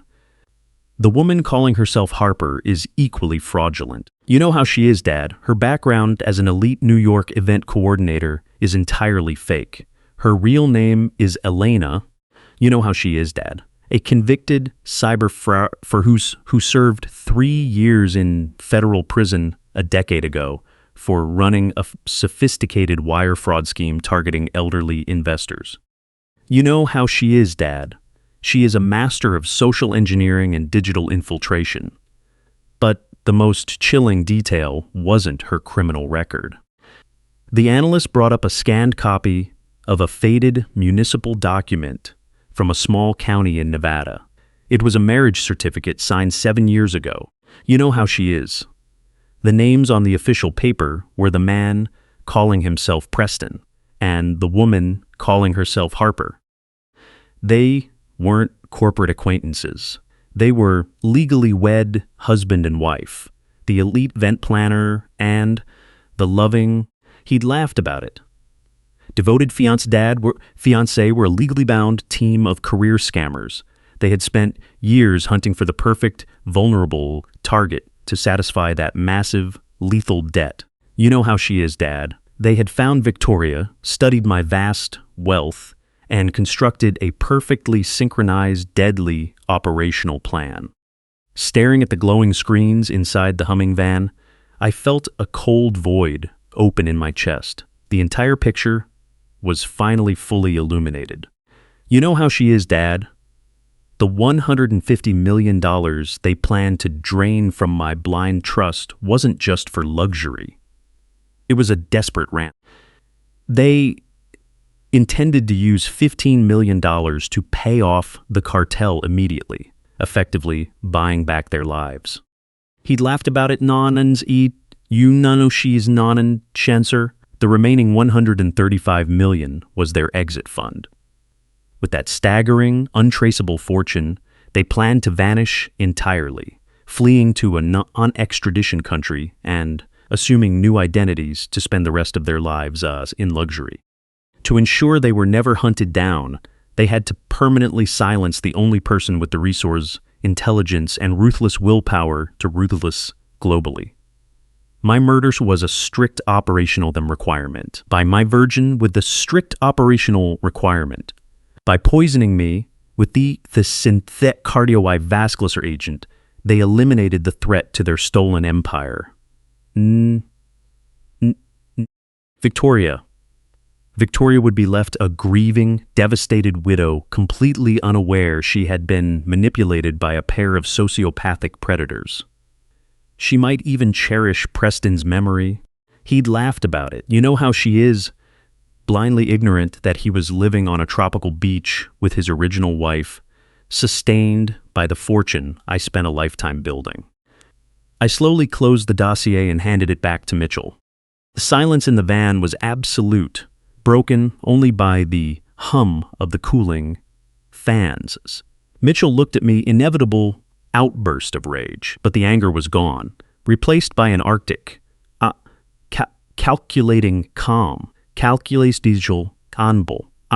I instructed the lead digital specialist to secure a heavily encrypted by evidence onto a heavily encrypted portable drive. You know how she is. I wanted the forged corporate background files, the Nevada marriage certificate, the cartel financial links, and the criminal records organized into a single, undeniable presentation. I needed these documents to possess an overwhelming weight that even Victoria's heavily manipulated mind couldn't deny. Desmond watched me from the shadows by the door, understanding completely what was coming next. You know how she is, Dad. The wedding was only hours away. Delicate. Floral arrangements were being placed on tables, the string quartet was tuning, and the lethal vintage champagne was chilling in silver ice buckets. Preston and Harper believed they had successfully navigated the final stretch of their grand illusion. They believed the clueless old man was safely neutralized, peacefully waiting to drink his own death warrant. I thanked Mitchell, the cyber team, for their diligence. I stepped out of the hidden van in afternoon sun, clutching the encrypted drive containing their undoing. I was no longer a target. I was the arget. I was the architect of their ruin. Standard protocol upon uncovering a massive extortion and murder plot would be to call federal authorities immediately, cancel the lavish wedding, I know how she is, Dad, and have Preston and Harper apprehended before they could finish their floral arrangements. A cautious man would do that, but I am not a cautious man, and I refuse to let them slip intact into the maze of the legal system under fake identities. I was going to let them walk up that grand altar.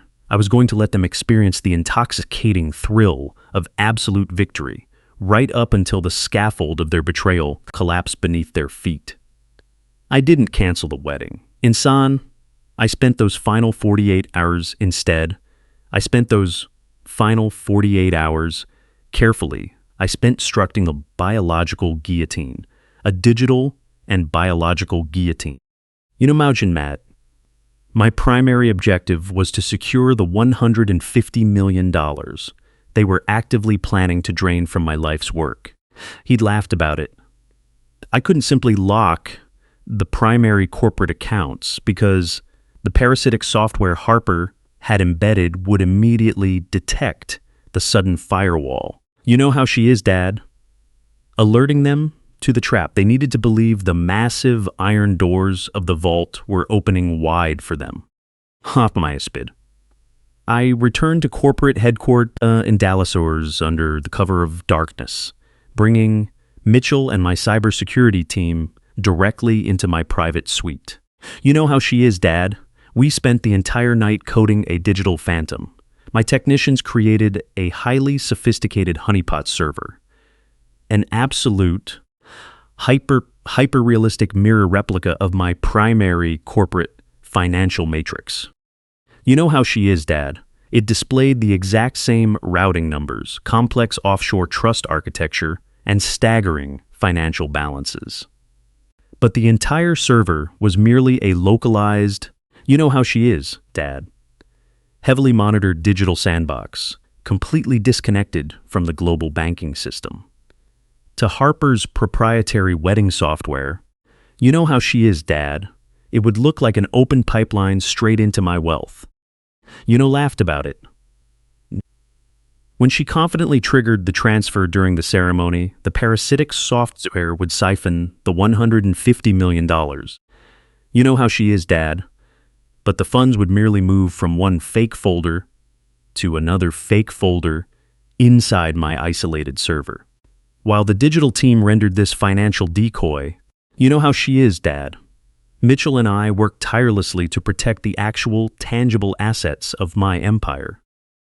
You know how she is, Dad. Sitting at my massive mahogany desk, I reviewed a mountain of urgent legal documents. With swift, deliberate strokes of my gold pen, I signed all my vulnerable assets over to a newly established, entirely impenetrable blind trust.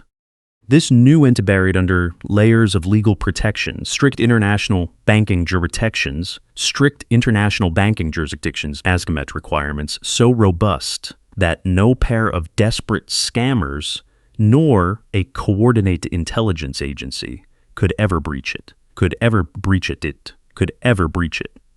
Nuderski, some tatet, you know how she is, Dad. As Friday's sun rose over the Dallas skyline, my true corporate empire had become entirely invisible, safely locked inside a legal bunker, leaving only that glowing, empty honeypot server waiting for Harper and Preston to eagerly attempt to steal from it. The financial trap was fully armed and ready. However, that digital protection would mean nothing if my heart ruptured on the polished hardwood floors of the Austin reception hall. I desperately needed to survive that glass of Paul Rogers champagne, the ultimate acidic catalyst for the lethal synthetic poison Preston had spent a month feeding me. I couldn't simply refuse to drink the ceremonial toast, as that would immediately alert Preston that I had uncovered his biological weapon. I had to willingly drink the poison, endure the chemical catalyst, and survive to see the look of pure horror on his arrogant face. To accomplish this monumental task, I contacted the only medical professional I truly trusted. I placed a covert call to Dr. Linwood. The loyal physician Preston had ruthlessly dismissed a month prior. Late Thursday night, Desmond smuggled him into my private Dallas estate through a secure staff entrance. When I presented the chilling toxicology report from the black site lab to Dr. Linwood, the color drained from his weathered face. You know how she is, Dad. He was deeply shocked by the sheer malice of the synthetic cardiovascular suppressant being used against me. You know how she is, Dad. We had 24 hours before I departed for the Austin venue to engineer a biological defense. Dr. Linwood stayed up all night, frantically consulting trusted, she is Dad, independent toxicologists to synthesize a potent, highly specialized chemical neutralizer. It was an extremely powerful, highly invasive blocking agent specifically designed to coat the walls of my arteries and instantly neutralize the specific synthetic enzymes in the poison before the acidity and alcohol of the vintage champagne could trigger fatal vasoconstriction. Sword at it. The intervention itself carried severe, potentially debilitating physical risks, but it was the only way to ensure I was standing firm when the trap closed around their necks. You know how she is, Dad? Fast forward to Saturday afternoon, exactly 1 hour before I was scheduled to put on my custom tuxedo for the ceremony. You know how she is, Dad. I sat shirtless on the edge of the large bed in my private suite at the Austin estate. Dr. Linwood stood beside me, his lined face filled with tense, unwavering focus as he carefully prepared a specialized medical syringe.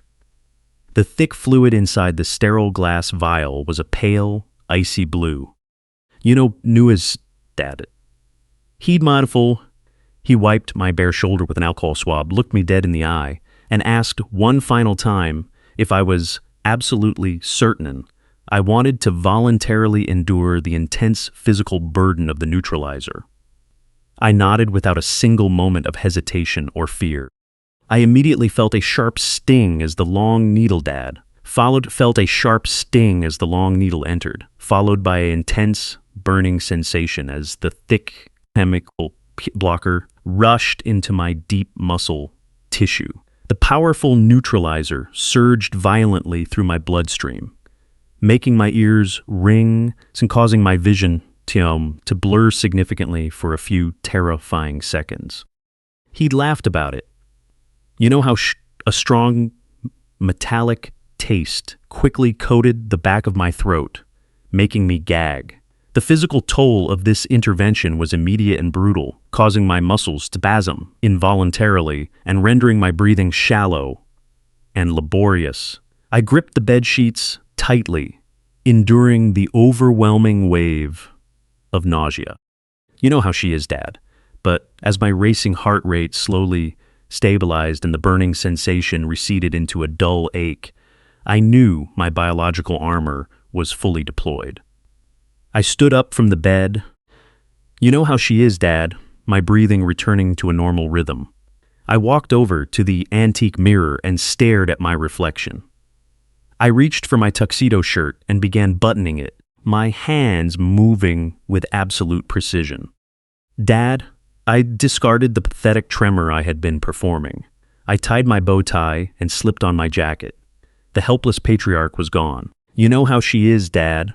I was the apex predator they had foolishly underestimated. The honeymoon was over before it even began. He'd laughed about it. I stepped out of my private suite and walked slowly toward the grand foyer, every step echoing with the heavy weight of impending ruin. He'd laughed about it. The dull ache in my shoulder from Dr. Linwood's heavy injection served as a rhythmic reminder that my biological armor was working. I could feel the thick neutralizer shielding my veins, a cold, heavy barrier pulsing right beneath my skin. As I approached the massive mahogany double doors leading out to the main courtyard, the muted clamor of 300 wealthy guests filtered through the thick wood. These were Texas's elite power brokers, a hand-picked audience of senators, oil tycoons, and corporate titans gathered to witness the grand union of two powerful dynasties, the Hand Twos through Mackert, they had no idea they were actually attending a meticulously staged trap. The heavy doors swung open, pulled by two impeccably dressed ushers, and brilliant afternoon sunlight flooded over me. The lush, sprawling courtyard had been completely transformed into a breathtaking sanctuary of white roses and draped silk. The traditional wedding march began to swell from a string quartet perfectly positioned on the manicured lawn, entirely devoid of the dark reality, pulsing right beneath the surface. I stood at the very top of the marble staircase, looking down at the sea of expensive suits and designer gowns. The guests stood up in unison, turning toward the back of the aisle with polite, admiring smiles. I took a long, rhythmic breath, letting my shoulders slump slightly and allowing my left hand to exhibit a visible, easily detectable tremor. In their eyes, I was no longer an apex predator. I was the frail, dying patriarch bravely pushing through his final days just to push his beloved daughter down the aisle. Victoria appeared beside me, stepping out from the bridal vision of purity. She wore a stunning custom ivory gown. That caught the sunlight in a dazzling display of woven crystals and silk. Her face was radiant, her eyes shimmering with tears of pure, unadulterated joy, a look of absolute, ultimate surrender to a beautiful lie. My heart physically ached as she gently wrapped her arm through mine. I could feel the delicate warmth of her skin through the dark fabric of my tuxedo. She looked up at me, her expression softening with that deeply manipulated, tragic concern for my failing health. That squeezed my arm silently. She squeezed my arm, shept asking if I had enough strength to make the long walk. I gave her a weak but affectionate smile and nodded slowly, as if gathering the very last reprieve, as if gathering the very last reserves of my fading physical strength. "You know how she is. You look breathtaking, my dear," I whispered, making sure my voice carried the perfect raspy tremor of a man standing on the edge of the grave. We began our slow, "You know how she is, Dad," heavily restrained descent down the wide marble staircase. With every step, I leaned slightly heavier into her arm, forcing her to support a portion of my weight. I played the dying man to absolute perfection. The wealthy guests watched us with quiet, solemn awe. I could see the pity etched onto the faces of my oldest business rivals and closest board members. "You know how she is, Dad." They were watching an industrial titan reduced to a trembling, fragile shell, taking his final brave steps in the sun. "You know how she is, Dad." They thought they were witnessing the emotional climax of a beautiful family legacy. They didn't know they were extra actors in a psychopathic, theatrical production orchestrated by a desperate scammer. As we navigated the long white runner of the center aisle, my sharp, predatory gaze swept the perimeter of the vast courtyard. I didn't look at the weeping guests or the cascading floral arrangements. I was scanning for the executioners. I spotted Harper. "You know how she is, Dad." Oh, Harper, standing motionless near the front row, tucked into the deep, cool shadow of a massive ancient oak tree. She wore an elegant, understated charcoal dress that blended perfectly into the background, looking like a dutiful, invisible event staffer. But I knew exactly who she was. I knew her real name was Elena. "You know how she is, Dad." I knew she was a convicted cyber fraudster, and I knew she was the legal wife of the man standing at the altar. In her manicured hands, she held a sleek silver iPad. To the unsuspecting guests, she was simply reviewing a digital seating chart or checking catering timelines. But I knew the truth. "You know how she is, Dad." That tablet was connected directly to the compromised wedding software. Her know-how, Dad. Her finger hovered inches away from the digital trigger. She was waiting patiently for the officiant to submit the electronic registry, waiting to execute the script, waiting to execute that would drain $150 million straight to a violent international cartel. Our eyes locked for a fraction of a second. "You know how she is, Dad." She gave me a crisp, professional nod of encouragement, playing the supportive coordinator right to the last second. I nodded back. "You know how she is, Dad," my hand trembling noticeably against Victoria's arm.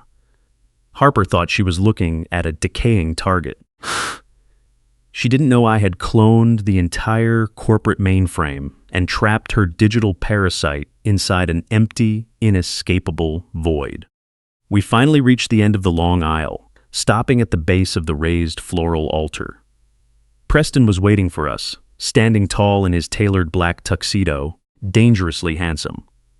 He looked like the absolute epitome of a loving, devoted partner. His dark eyes were locked entirely on Victoria, shimmering with a highly calculated, Oscar-worthy gaze of adoration. As we stepped onto the altar, he immediately moved forward to greet us. He didn't just take Victoria's hand. He reached out and placed his warm, firm hands over mine. "You know how she is, Dad," looking deep into my eyes with deep fake gratitude. "You made it, Richard," he whispered, his voice filled with calculated emotion. Psst, pitched perfectly for the guests in the front row to hear his moving concern. You know how she is, Dad. I know how much strength this took. Know how much strength this took. I promise you, I will spend the rest of my life taking care of her. The sheer, unadulterated sociopathy of his performance was astounding. He was looking directly into the eyes of a man he actively planned to murder in less than 30 minutes, thanking me for handing my daughter and my fortune directly into his hands. I looked back at him, forcing tears of fatherly joy to well up in my eyes. I gently placed Victoria's trembling hand into his. I trust you, Preston, I replied, my voice cracking with masterfully executed vulnerability. I'm letting you with everything I've built. I took a slow, labored step backward, finding my designated seat in the front row. The sound of the strings slowly faded into a heavy, complete silence. His clear voice echoing in the bright sunlight. The trap was now fully set. The actors were countdown toward and the final absolute, irreversible truth had officially begun. Smatslu, Yusnu Fuzzastuzma. The efficient, a distinguished gentleman with a deep, resonant voice, began the traditional welcoming address.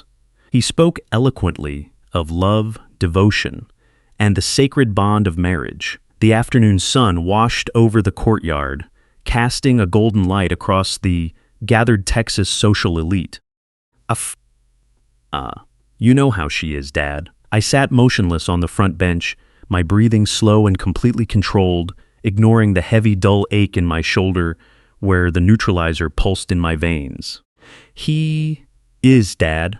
Every single one of my senses was dialed into a state of extreme hyper-awareness. I could hear the faint rustle of silk from the bridesmaids' dresses.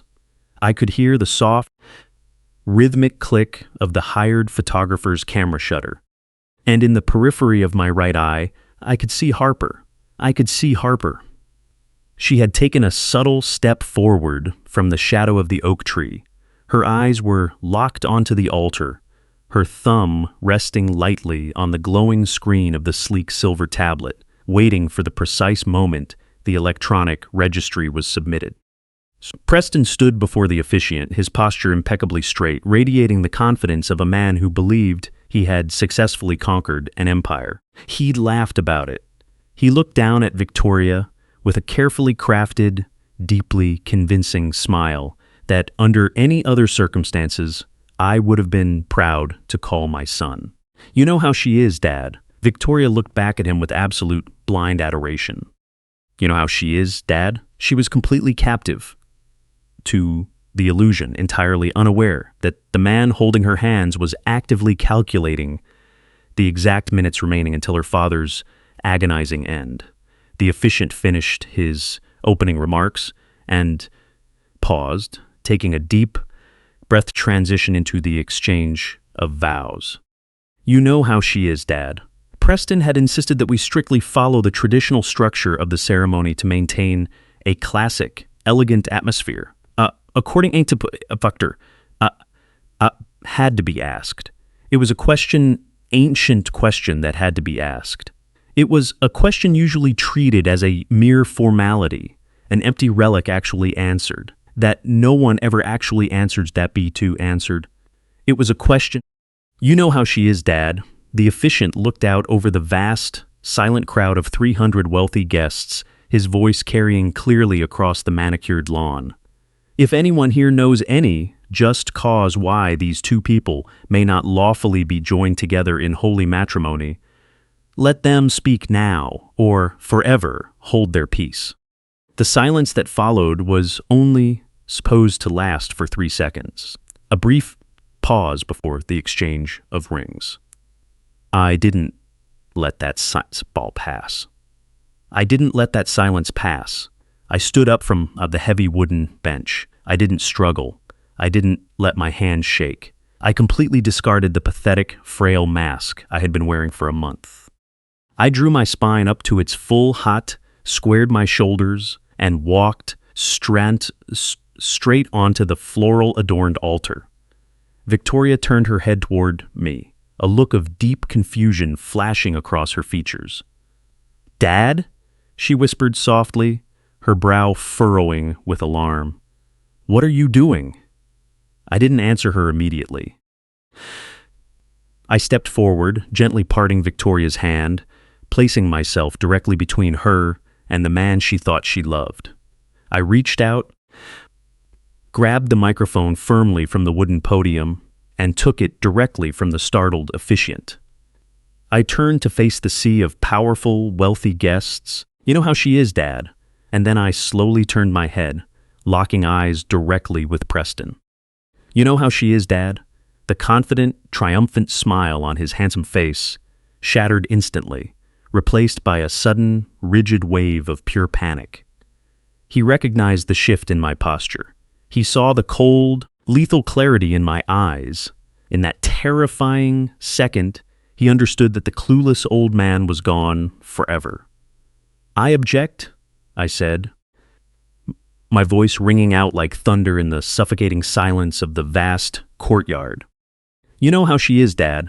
It wasn't a weak, trembling whisper. It was the deep, authoritative, uncompromising voice of a CEO delivering a final judgment. A collective gasp rippled through the 300 guests. I heard the sharp scrape of chairs shifting and the confused whispers of corporate titans and senators. Victoria physically recoiled, covering her mouth with both hands. "Dad, stop," she pleaded, her voice trembling with rising hysteria. "You're ruining everything. Please sit down." My eyes locked onto Preston, watching the color drain from his face in an instant. "I can't sit down, Victoria," I said, my voice completely steady and unyielding. "Because the state of Texas does not recognize bigamy, and my daughter cannot legally marry a man who is still legally bound to his event planner." A wave of utter shock and confused whispers erupted across the courtyard. Victoria froze, her eyes darting wildly between Preston and me. Preston took a step back. "You know how she is, Dad," raising his hands in a desperate, defensive gesture. "Richard, this is insane," he stammered, his pitch rising an octave. "You're having a medical emergency. Something is wrong with your mind. Somebody get Dr. Arrington. He needs his medication." "Stop calling for the fake doctor you hired to end my life." My voice booming through the sound system like a scythe slicing through his desperate lies. "You know how she is, Dad." I turned my gaze toward the shadows of the oak tree. "And don't look to Harper for a digital rescue either. Her real name is Elena. She's a know how she is, Dad. She's a convicted cyber fraudster who served 3 years in federal prison. More importantly, she's your legal wife." He'd laughed about it. "You know how she is, Dad." I reached inside my tailored jacket and pulled out the encrypted flash drive I had taken from the mobile command unit. I held it up high in the bright afternoon sun for the entire crowd to see. "My mind isn't failing, Preston. I have a very thorough investigation team. In my hands, you know how she is, Dad. I have a 7-year-old municipal marriage certificate from Nevada with both of your real names on it. I have the complete offshore financial routing protocols we just attempted to execute on that sleek silver tablet. And I have an extremely detailed toxicology report analyzing the highly volatile cardiovascular suppressant you've been feeding me every morning for the past month. Tuesday. Victoria the past month. Victoria let out a sharp, desperate sob, stumbling backward until her shoulders hit the wooden floral arch. She looked at Preston, silently begging him to deny the terrible accusations, begging him to say it was all a paranoid delusion. But Preston couldn't speak. His jaw was frantically toward the shadows, his breathing rapid as accomplice. Harper was no longer steezy toward the shadows. He looked frantically for his accomplice. Harper was longer standing there with her tablet. She had tossed the device onto the grass and was sprinting frantically toward the heavy iron gates at the edge of the property. Realizing the trap had sprung, "You know how she is, Dad." She was abandoning him to save herself. But Desmond was already waiting. Two heavily built security contractors stepped out from behind the stone pillars. "You know how she," intercepting her immediately and locking her arms tightly behind her back. "They weren't planning a wedding, Victoria," I said gently, turning to my heartbroken, weeping daughter. "They were executing a synchronized, ruthless plan. Yinemu, he is a desperate gambler who owes $15 million to an international cartel. The money he intended to drain from our blind trust was an ultimatum to buy back his life. You know how she is, Dad. The rest was their untraceable exit fund. The software integration, the isolated venue, the signal jammers. It was all a staged heist. And those vintage bottles of Paul Rogers champagne chilling in the silver buckets were chosen as a high-acid chemical catalyst to trigger the dormant compound in my system, ensuring I collapsed during the toast and leaving you a wealthy, easily manipulated widow." Preston finally snapped. The polished, sophisticated mask was completely evaporated, leaving behind a cornered, desperate beast. "You arrogant, pathetic old fool," he spat, his voice trembling with pure, venomous hatred. "You think you've won? You think you're so smart?" The transfer protocol was fully automated. The moment the ceremony started, Elena triggered the override. "You know how she is, Dad. Your blind trust is completely empty right now. The funds are already in offshore accounts. Even if you lock me up, your precious corporate empire is completely broke. You have nothing left." I looked at him with an expression of deep, crushing pity. I lowered the microphone slightly and let a cold, dark smile reach my eyes. "You truly believed you were the smartest predator in the room." "Preston," I replied calmly, ensuring only he and Victoria could hear my final, crushing reveal. "You know how she is, Dad. You never had the keys to my empire. The moment you requested admin access to my servers, I built a completely isolated digital decoy. You know how she is, Dad. Your clever wife didn't hack into my blind trust. She hacked into an empty, heavily monitored sandbox. Every single dollar you attempted to steal was automatically routed straight into a secure, frozen account controlled entirely by federal investigators. 72 hours ago, I personally transferred my actual wealth into an impenetrable, biometrically protected offshore entity. The fortune you tried to steal is completely safe. Tuesday. And the poison you attempted to trigger was fully neutralized an hour ago by a chemical blocker injected into my shoulder. You stole nothing. You eliminated no one. And your time has officially run out." Preston's knees buckled. The sheer, crushing weight of his absolute failure hit him like a physical blow. "You know how she is, Dad." He collapsed onto the pristine, white carpet of the altar, burying his face in his hands. "You know how she is, Dad." At that exact moment, the sirens echoing through the Texas hills grew deafening. The trap had closed perfectly. The illusions were permanently shattered, and my daughter was finally safe and free. Yet, the delusion of a desperate man doesn't simply vanish, even when facing complete ruin. Preston suddenly yanked his head up from his trembling hands, his dark eyes wide and unhinged. "Ha!" The crushing realization of his failure instantly mutated into a wave of unbridled, frantic denial. He scrambled up from the white carpet. "You know how she is, Dad. his tailored tuxedo now heavily wrinkled and disheveled. Chaos swept across the vast courtyard like a terrifying wave. The wealthy guests, who had been stunned into silence, began shouting and whispering in genuine panic. Several corporate executives stood up quickly, ushering their wives away from the center aisle. Victoria was still trembling at her mouth, her delicate hands still trembling at her mouth, her mind desperately struggling to process the rapid, violent dismantling of her entire future. Jadok's charming, ragged pieces. Preston's charming facade shattered into a million jagged pieces. He turned wildly. He turned wildly toward the perimeter of the sprawling state, where my personal security contractors were holding his wife firmly against a stone pillar. He screamed at Harper, demanding that she trigger the transfer, his voice a raspy, guttural roar that cut through the approaching sirens. "You know how she is, Dad," he ordered her. He ordered her with panicked, breathless urgency, demanding that she execute their digital heist, despite the disaster unfolding around them, driven by the same frantic desperation. Harper twisted violently against the firm grip of the security guards. Seize.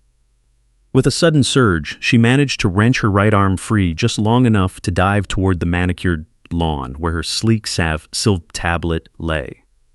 Her manicured nails scraped wildly across the glowing glass screen. Harper pressed the button on her tablet with a triumphant, gasping breath. "You know how she is, Dad," genuinely believing she had just successfully deployed her parasitic software into my primary corporate servers.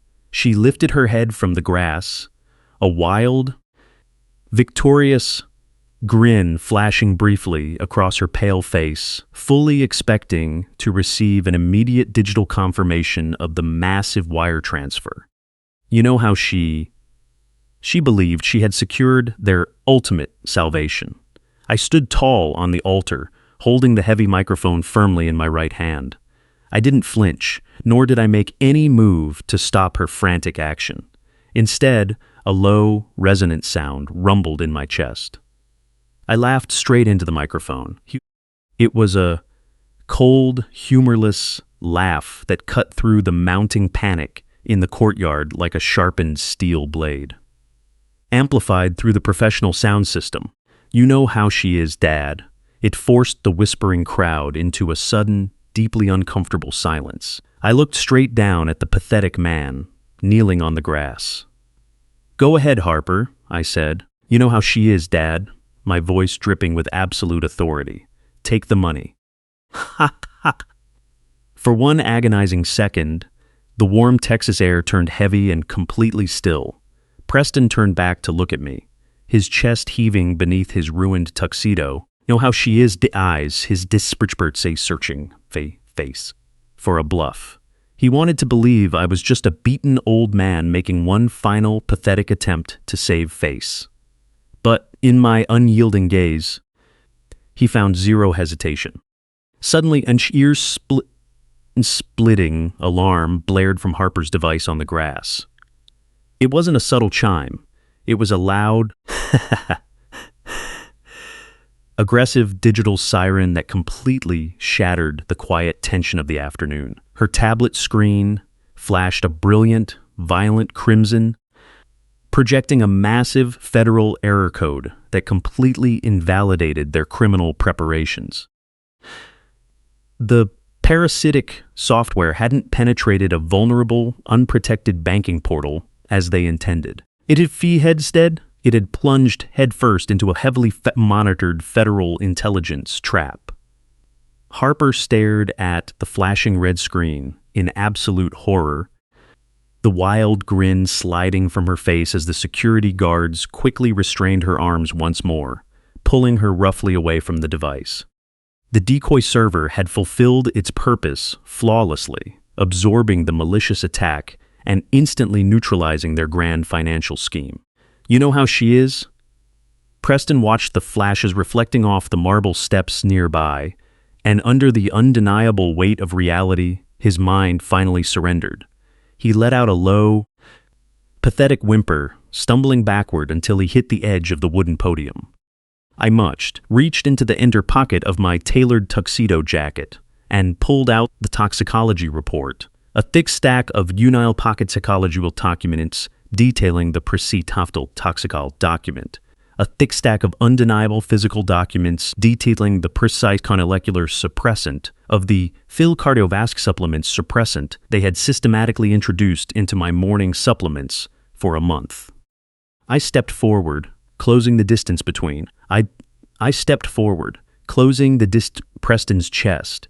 The heavy papers slapped against his crisp white shirt, scattering wildly his crisp floral alt-shirt, and drifting across the floral altar and drifting down to the marble floor like sleeves.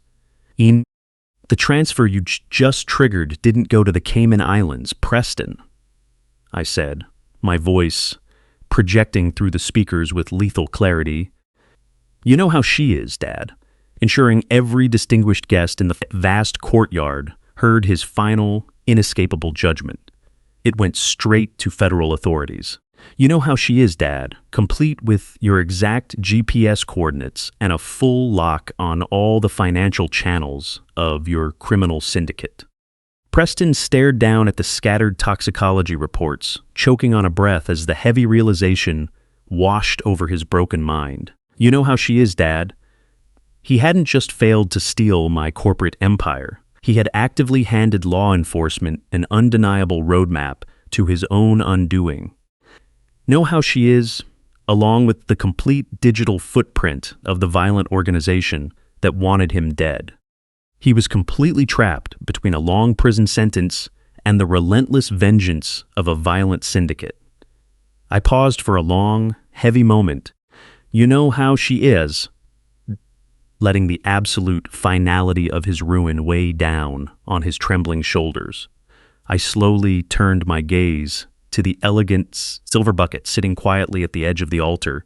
You know how she is, Dad, where the vintage champagne was still chilling silently on the ice. You know how she is, Dad. I looked back at his terrified face. By the way, I added, my tone dropping to a quiet whisper filled with irreversible finality. I've always preferred bourbon over poisoned champagne. The sirens that had been a distant echo amplified into a deafening roar as a dozen marked federal vehicles forced their way through the iron gates at the front of the sprawling estate. Red and blue lights flashed wildly against the ancient oak trees, painting the terrified faces of the wedding guests in swirling, harsh colors. Armed federal agents poured out of the vehicles, moving across the manicured lawn with rapid tactical precision. Bypassing the stunned crowd, they headed straight for the altar. So two stern agents grabbed Preston's arms, yanking him upright and snapping heavy steel handcuffs firmly around his wrists. He offered firmly no resistance, reduced to a broken, defeated shell. Across the courtyard, more agents restrained Belp, divisibly reduced to illusioned shell. Across the courtyard, guiding her toward a waiting transport vehicle, guiding her toward lethal illusion vehicle. The grand lethal illusion was over. You know how she is, Dad. So I placed the heavy microphone onto the wooden podium and turned away from them for good. But walking away was a temporary luxury I couldn't quite enjoy just yet. You know how she is, Dad. The heavy sound of my polished leather shoes on the marble steps was instantly swallowed by a sudden wave of sheer chaos behind me. You know how she is, Dad. I paused at the base of the altar and slowly turned to watch the final dramatic collapse of this tragedy. See, you know how she is, Dad. The heavy oak doors of the venue hadn't just been opened. They were forced wide by the sheer weight of the federal intervention. Dozens of trained agents, their tactical gear, creating a stark contrast against the white roses and draped silk, completely surrounded the raised platform. He'd laughed about it. Mitchell walked purposefully through the center of the chaotic courtyard, clutching a thick leather briefcase containing an undeniable legal search warrant. He pointed straight toward the altar, coordinating the team with the calm, ruthless efficiency of a seasoned prosecutor. The wealthy, powerful guests of the Texas elite were scattering in genuine panic, knocking over crystal champagne flutes and silver trays in their rush to clear the perimeter. The flawless, lavish wedding had turned into a chaotic, swirling crime scene in a matter of seconds. Realizing his absolute ruin, Preston snapped out of his paralyzed stupor. The distracted federal agents briefly lost their grip. Driven by a sudden, explosive surge of cornered adrenaline, Preston yanked his right shoulder violently backward. Bypassing the blocked main entrance, he sprinted frantically toward the narrow stone path leading to the dense, manicured gardens at the back of the estate. His tuxedo jacket tore with a loud rip as he bolted across the pristine white runner. He looked like a panicked animal, completely stripped of his sophisticated charm and arrogant confidence, but he had fundamentally miscalculated the thoroughness of my security team. You know how she is, Dad? Desmond hadn't merely been watching from the shadows. He had anticipated an escape attempt. You know how she is, Dad. Before Preston could even reach the edge of the garden path, Desmond moved with lethal speed. He intercepted the fleeing groom with a brutal, uncompromising tackle. The heavy, visceral impact of Desmond crashing into Preston echoed loudly across the courtyard. They rolled violently into an intricate floral display of imported orchids, smashing expensive ceramic vases into 1,000 jagged pieces. Desmond quickly pinned Preston face down into the damp soil, placing his heavy knee directly against the shattered groom's spine. Preston struggled frantically, screaming how she is, Dad, screaming desperate, incoherent curses into the ruined flowers, but he was completely immobilized. The charming fiancé was gone. You know how she is, Dad, replaced by a pathetic criminal who had finally run out of borrowed time. On the other side of the fractured altar, the scene with Harper was equally decisive. No longer the composed, invisible event planner blending seamlessly into the background. You know how she is, Dad. She fought against the federal agents with the wild desperation of a cornered predator. As the steel handcuffs clicked around her wrists, she began screaming in absolute panic. Her voice was sharp and shrill, stripping away every layer of her carefully fabricated corporate identity. She yelled at the agents, demanding legal action, and cursing Preston, threatening absurd legal action, and cursing Preston frantically for his colossal mistakes. Her charcoal dress was torn and stained, her hair falling wildly over her face. Mitchell walked calmly over to her, holding a printed copy of the federal indictment. He read her real name aloud, ensuring the entire courtyard heard the undeniable confirmation of her criminal history. She spat viciously in his direction. A final display of venom. Holding her arms firmly, the agents guided her roughly down the center aisle, parading her past the horrified business leaders whose fortunes she had tried to steal. Her screams finally faded as they forced her into the back of a heavily armored transport vehicle and slammed the heavy doors shut.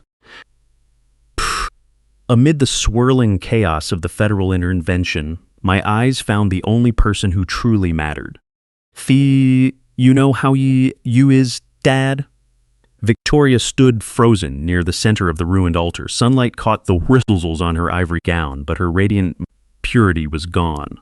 Her face was ghost white, drained completely of life and color. Her wide, unblinking eyes tracked the violent, mud-stained arrest of the man she had promised to love forever. She watched Desmond drag Preston out of the shattered orchids, his face bruised and covered in dirt, his wrists tightly bound. She watched him being led away. You know how she is, Dad, realizing in that single moment that every kiss, every gentle touch, and every quiet promise of a bright future was nothing more than a calculated lie. You know how she is, Dad. The psychological impact was absolute and overwhelming.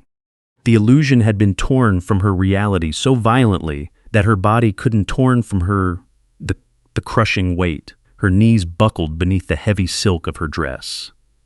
She let out a gasp, a sound of devastating heartbreak. That sound of devastating heartbreak that cut straight through the dull ache of the chemical blocker in my system. Victoria collapsed on to the white runner, her delicate hands clutching her chest as if trying to hold her shattered heart together. I moved immediately, closing the didgeridoo and the floral altar.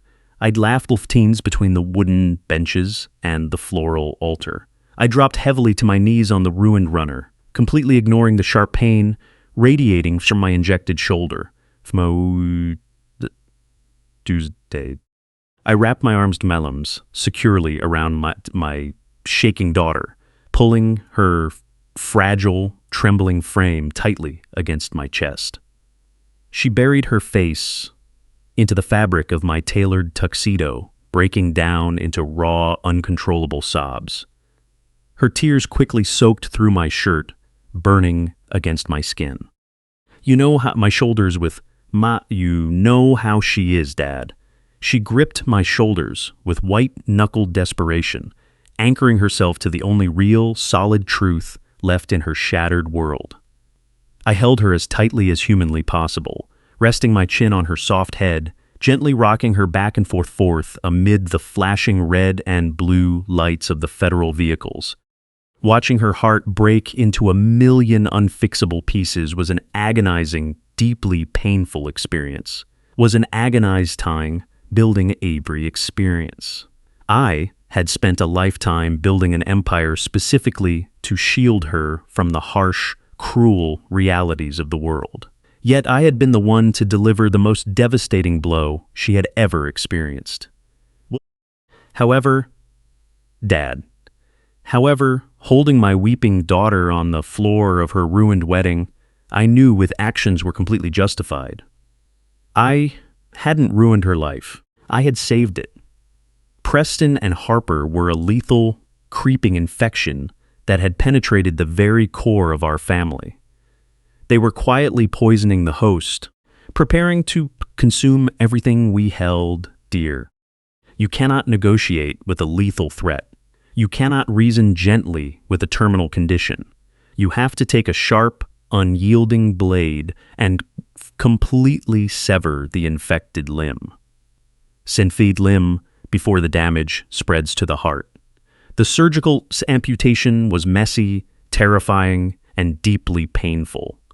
But it was the only way to ensure the patient survived. You know how she is, Dad. I gently kissed the top of Victoria's head, whispering quiet promises that she was safe now, that I was right here, and that no one would ever hurt her again. She was finally free, and together we would rebuild our lives. 6 months have passed since that harrowing afternoon in Austin. You know how she is, Dad? The changing of the seasons has brought a much-needed calm back to our lives, clearing away the ashes of the ruined wedding and replacing the kind of chaos with mahogany table. I am sitting at the massive table. We're in a mahogany boardroom, with Victoria in our primary corporate boardroom, with Victoria seated directly across from me. The wide glass windows offer a sweeping view of the Dallas skyline, a kingdom that remains secure under my command. The innocent, fragile girl who wept bitterly in a ruined ivory dress is gone. She has been replaced by a sharp, highly vigilant executive. Her flowing hair is cut into a sleek, professional style. Dressed in a tailored dark suit, her posture is impeccable, her eyes scanning complex quarterly financial reports with a focused intensity that fills me with immense pride. The traumatic betrayal didn't crush her spirit. It forged her into unyielding steel. She learned brutal way possible. She learned the hardest lesson of our world in the most brutal way possible. You know how she is, Dad, but she emerged from the fire with her eyes wide open, fully prepared to inherit this empire. She no longer accepts simple answers, questioning every motive with a sharp, calculating skepticism. It is a necessary evolution, a powerful shield that will ensure she never falls victim to another manipulative predator. Meanwhile, you know how she is, Dad. Preston is experiencing a very different reality. The charming illusion he painstakingly crafted has completely evaporated, leaving him to face the dark, escapable consequences of his greed. He is currently serving in a lengthy sentence in a maximum security federal facility for wire fraud, attempted extortion, and Big McFenster attempted the extortion and conspire him zero real comfort. But the prison walls offer him zero real comfort. Every single day, he lives in a state of suffocating fears because the international syndicate he failed to repay knows exactly where he is. The digital trap I set not only protected my wealth, but also exposed their entire financial routing network to authorities, costing them millions. Preston is a marked man, constantly looking over his shoulder in the exercise yard, jumping at every shadow, and waking up in cold sweats. His wife, Elena, you know how she is incarcerated in a separate federal facility, permanently cut off from the elaborate schemes she used to manipulate innocent lives. You know how she is, Dad. They gambled their freedom on my destruction and ultimately lost everything. The physical toll of the heavy chemical blocker Dr. Linwood injected into my shoulder slowly faded in the weeks that followed. You know how she is, Dad. The synthetic compound Preston fed me has been completely flushed from my system, leaving my cardiovascular health stronger than ever. The board of directors, who had briefly viewed me on the red carpet as a frail patriarch, now looks at me with deep, solemn respect. They witnessed firsthand the unyielding resolve I am capable of deploying when my family and my legacy are threatened. There are no longer any whispers. There are no longer any whispers about an impending transition of power or my declining health. The ape fully recovered. The cuff aiding my enterprise with an iron grip. The APEC 2G2 depths true. Do dares to Q-G-Ju that no one dares to challenge. I reach across the polished conference table and slide a brand new, highly confidential acquisition file toward Victoria, analyzing the complex data with precise focus. We no longer speak of Preston or that ruined wedding. That Tuesday chapter, that ruined wedding, that dark chapter has been permanently closed, filed away as a brutal but necessary education. We are focused entirely on the future, expanding the vast, impenetrable fortress we have built together. Expanding the vast, impenetrable transalif we have built together. The little trap set for me ultimately became the exact mechanism that secured our absolute sovereignty. I survived the attempt on my illusion and protected the only person who truly matters to me, Tuesday. You know how she is, Dad. I remain firmly on my throne, unscathed, watching my daughter prepare to conquer the world. Money can buy tailored tuxedos and fund perfect smiles. How she is, Dad. But it can never truly cover a rotten heart. You must never let the comforting illusion of family blind your natural instincts. If your gut tells you something is wrong, trust it, verify it, and act without hesitation. Dad. Forgiveness is a luxury reserved for those who make honest mistakes, not for those who carefully plot your destruction. You know how she is, Dad. It is far better to shatter the heart of someone you love with the ugly truth today than to let them be buried by a beautiful lie tomorrow. Protect your bloodline. Protect your mind. If this story resonated with you, please leave a like and subscribe. Share this video, Dad. Share this video with someone who needs a reminder to keep their eyes open. Leave a comment below. Have you ever caught a traitor hiding right in plain sight? Stay sharp and trust your instincts.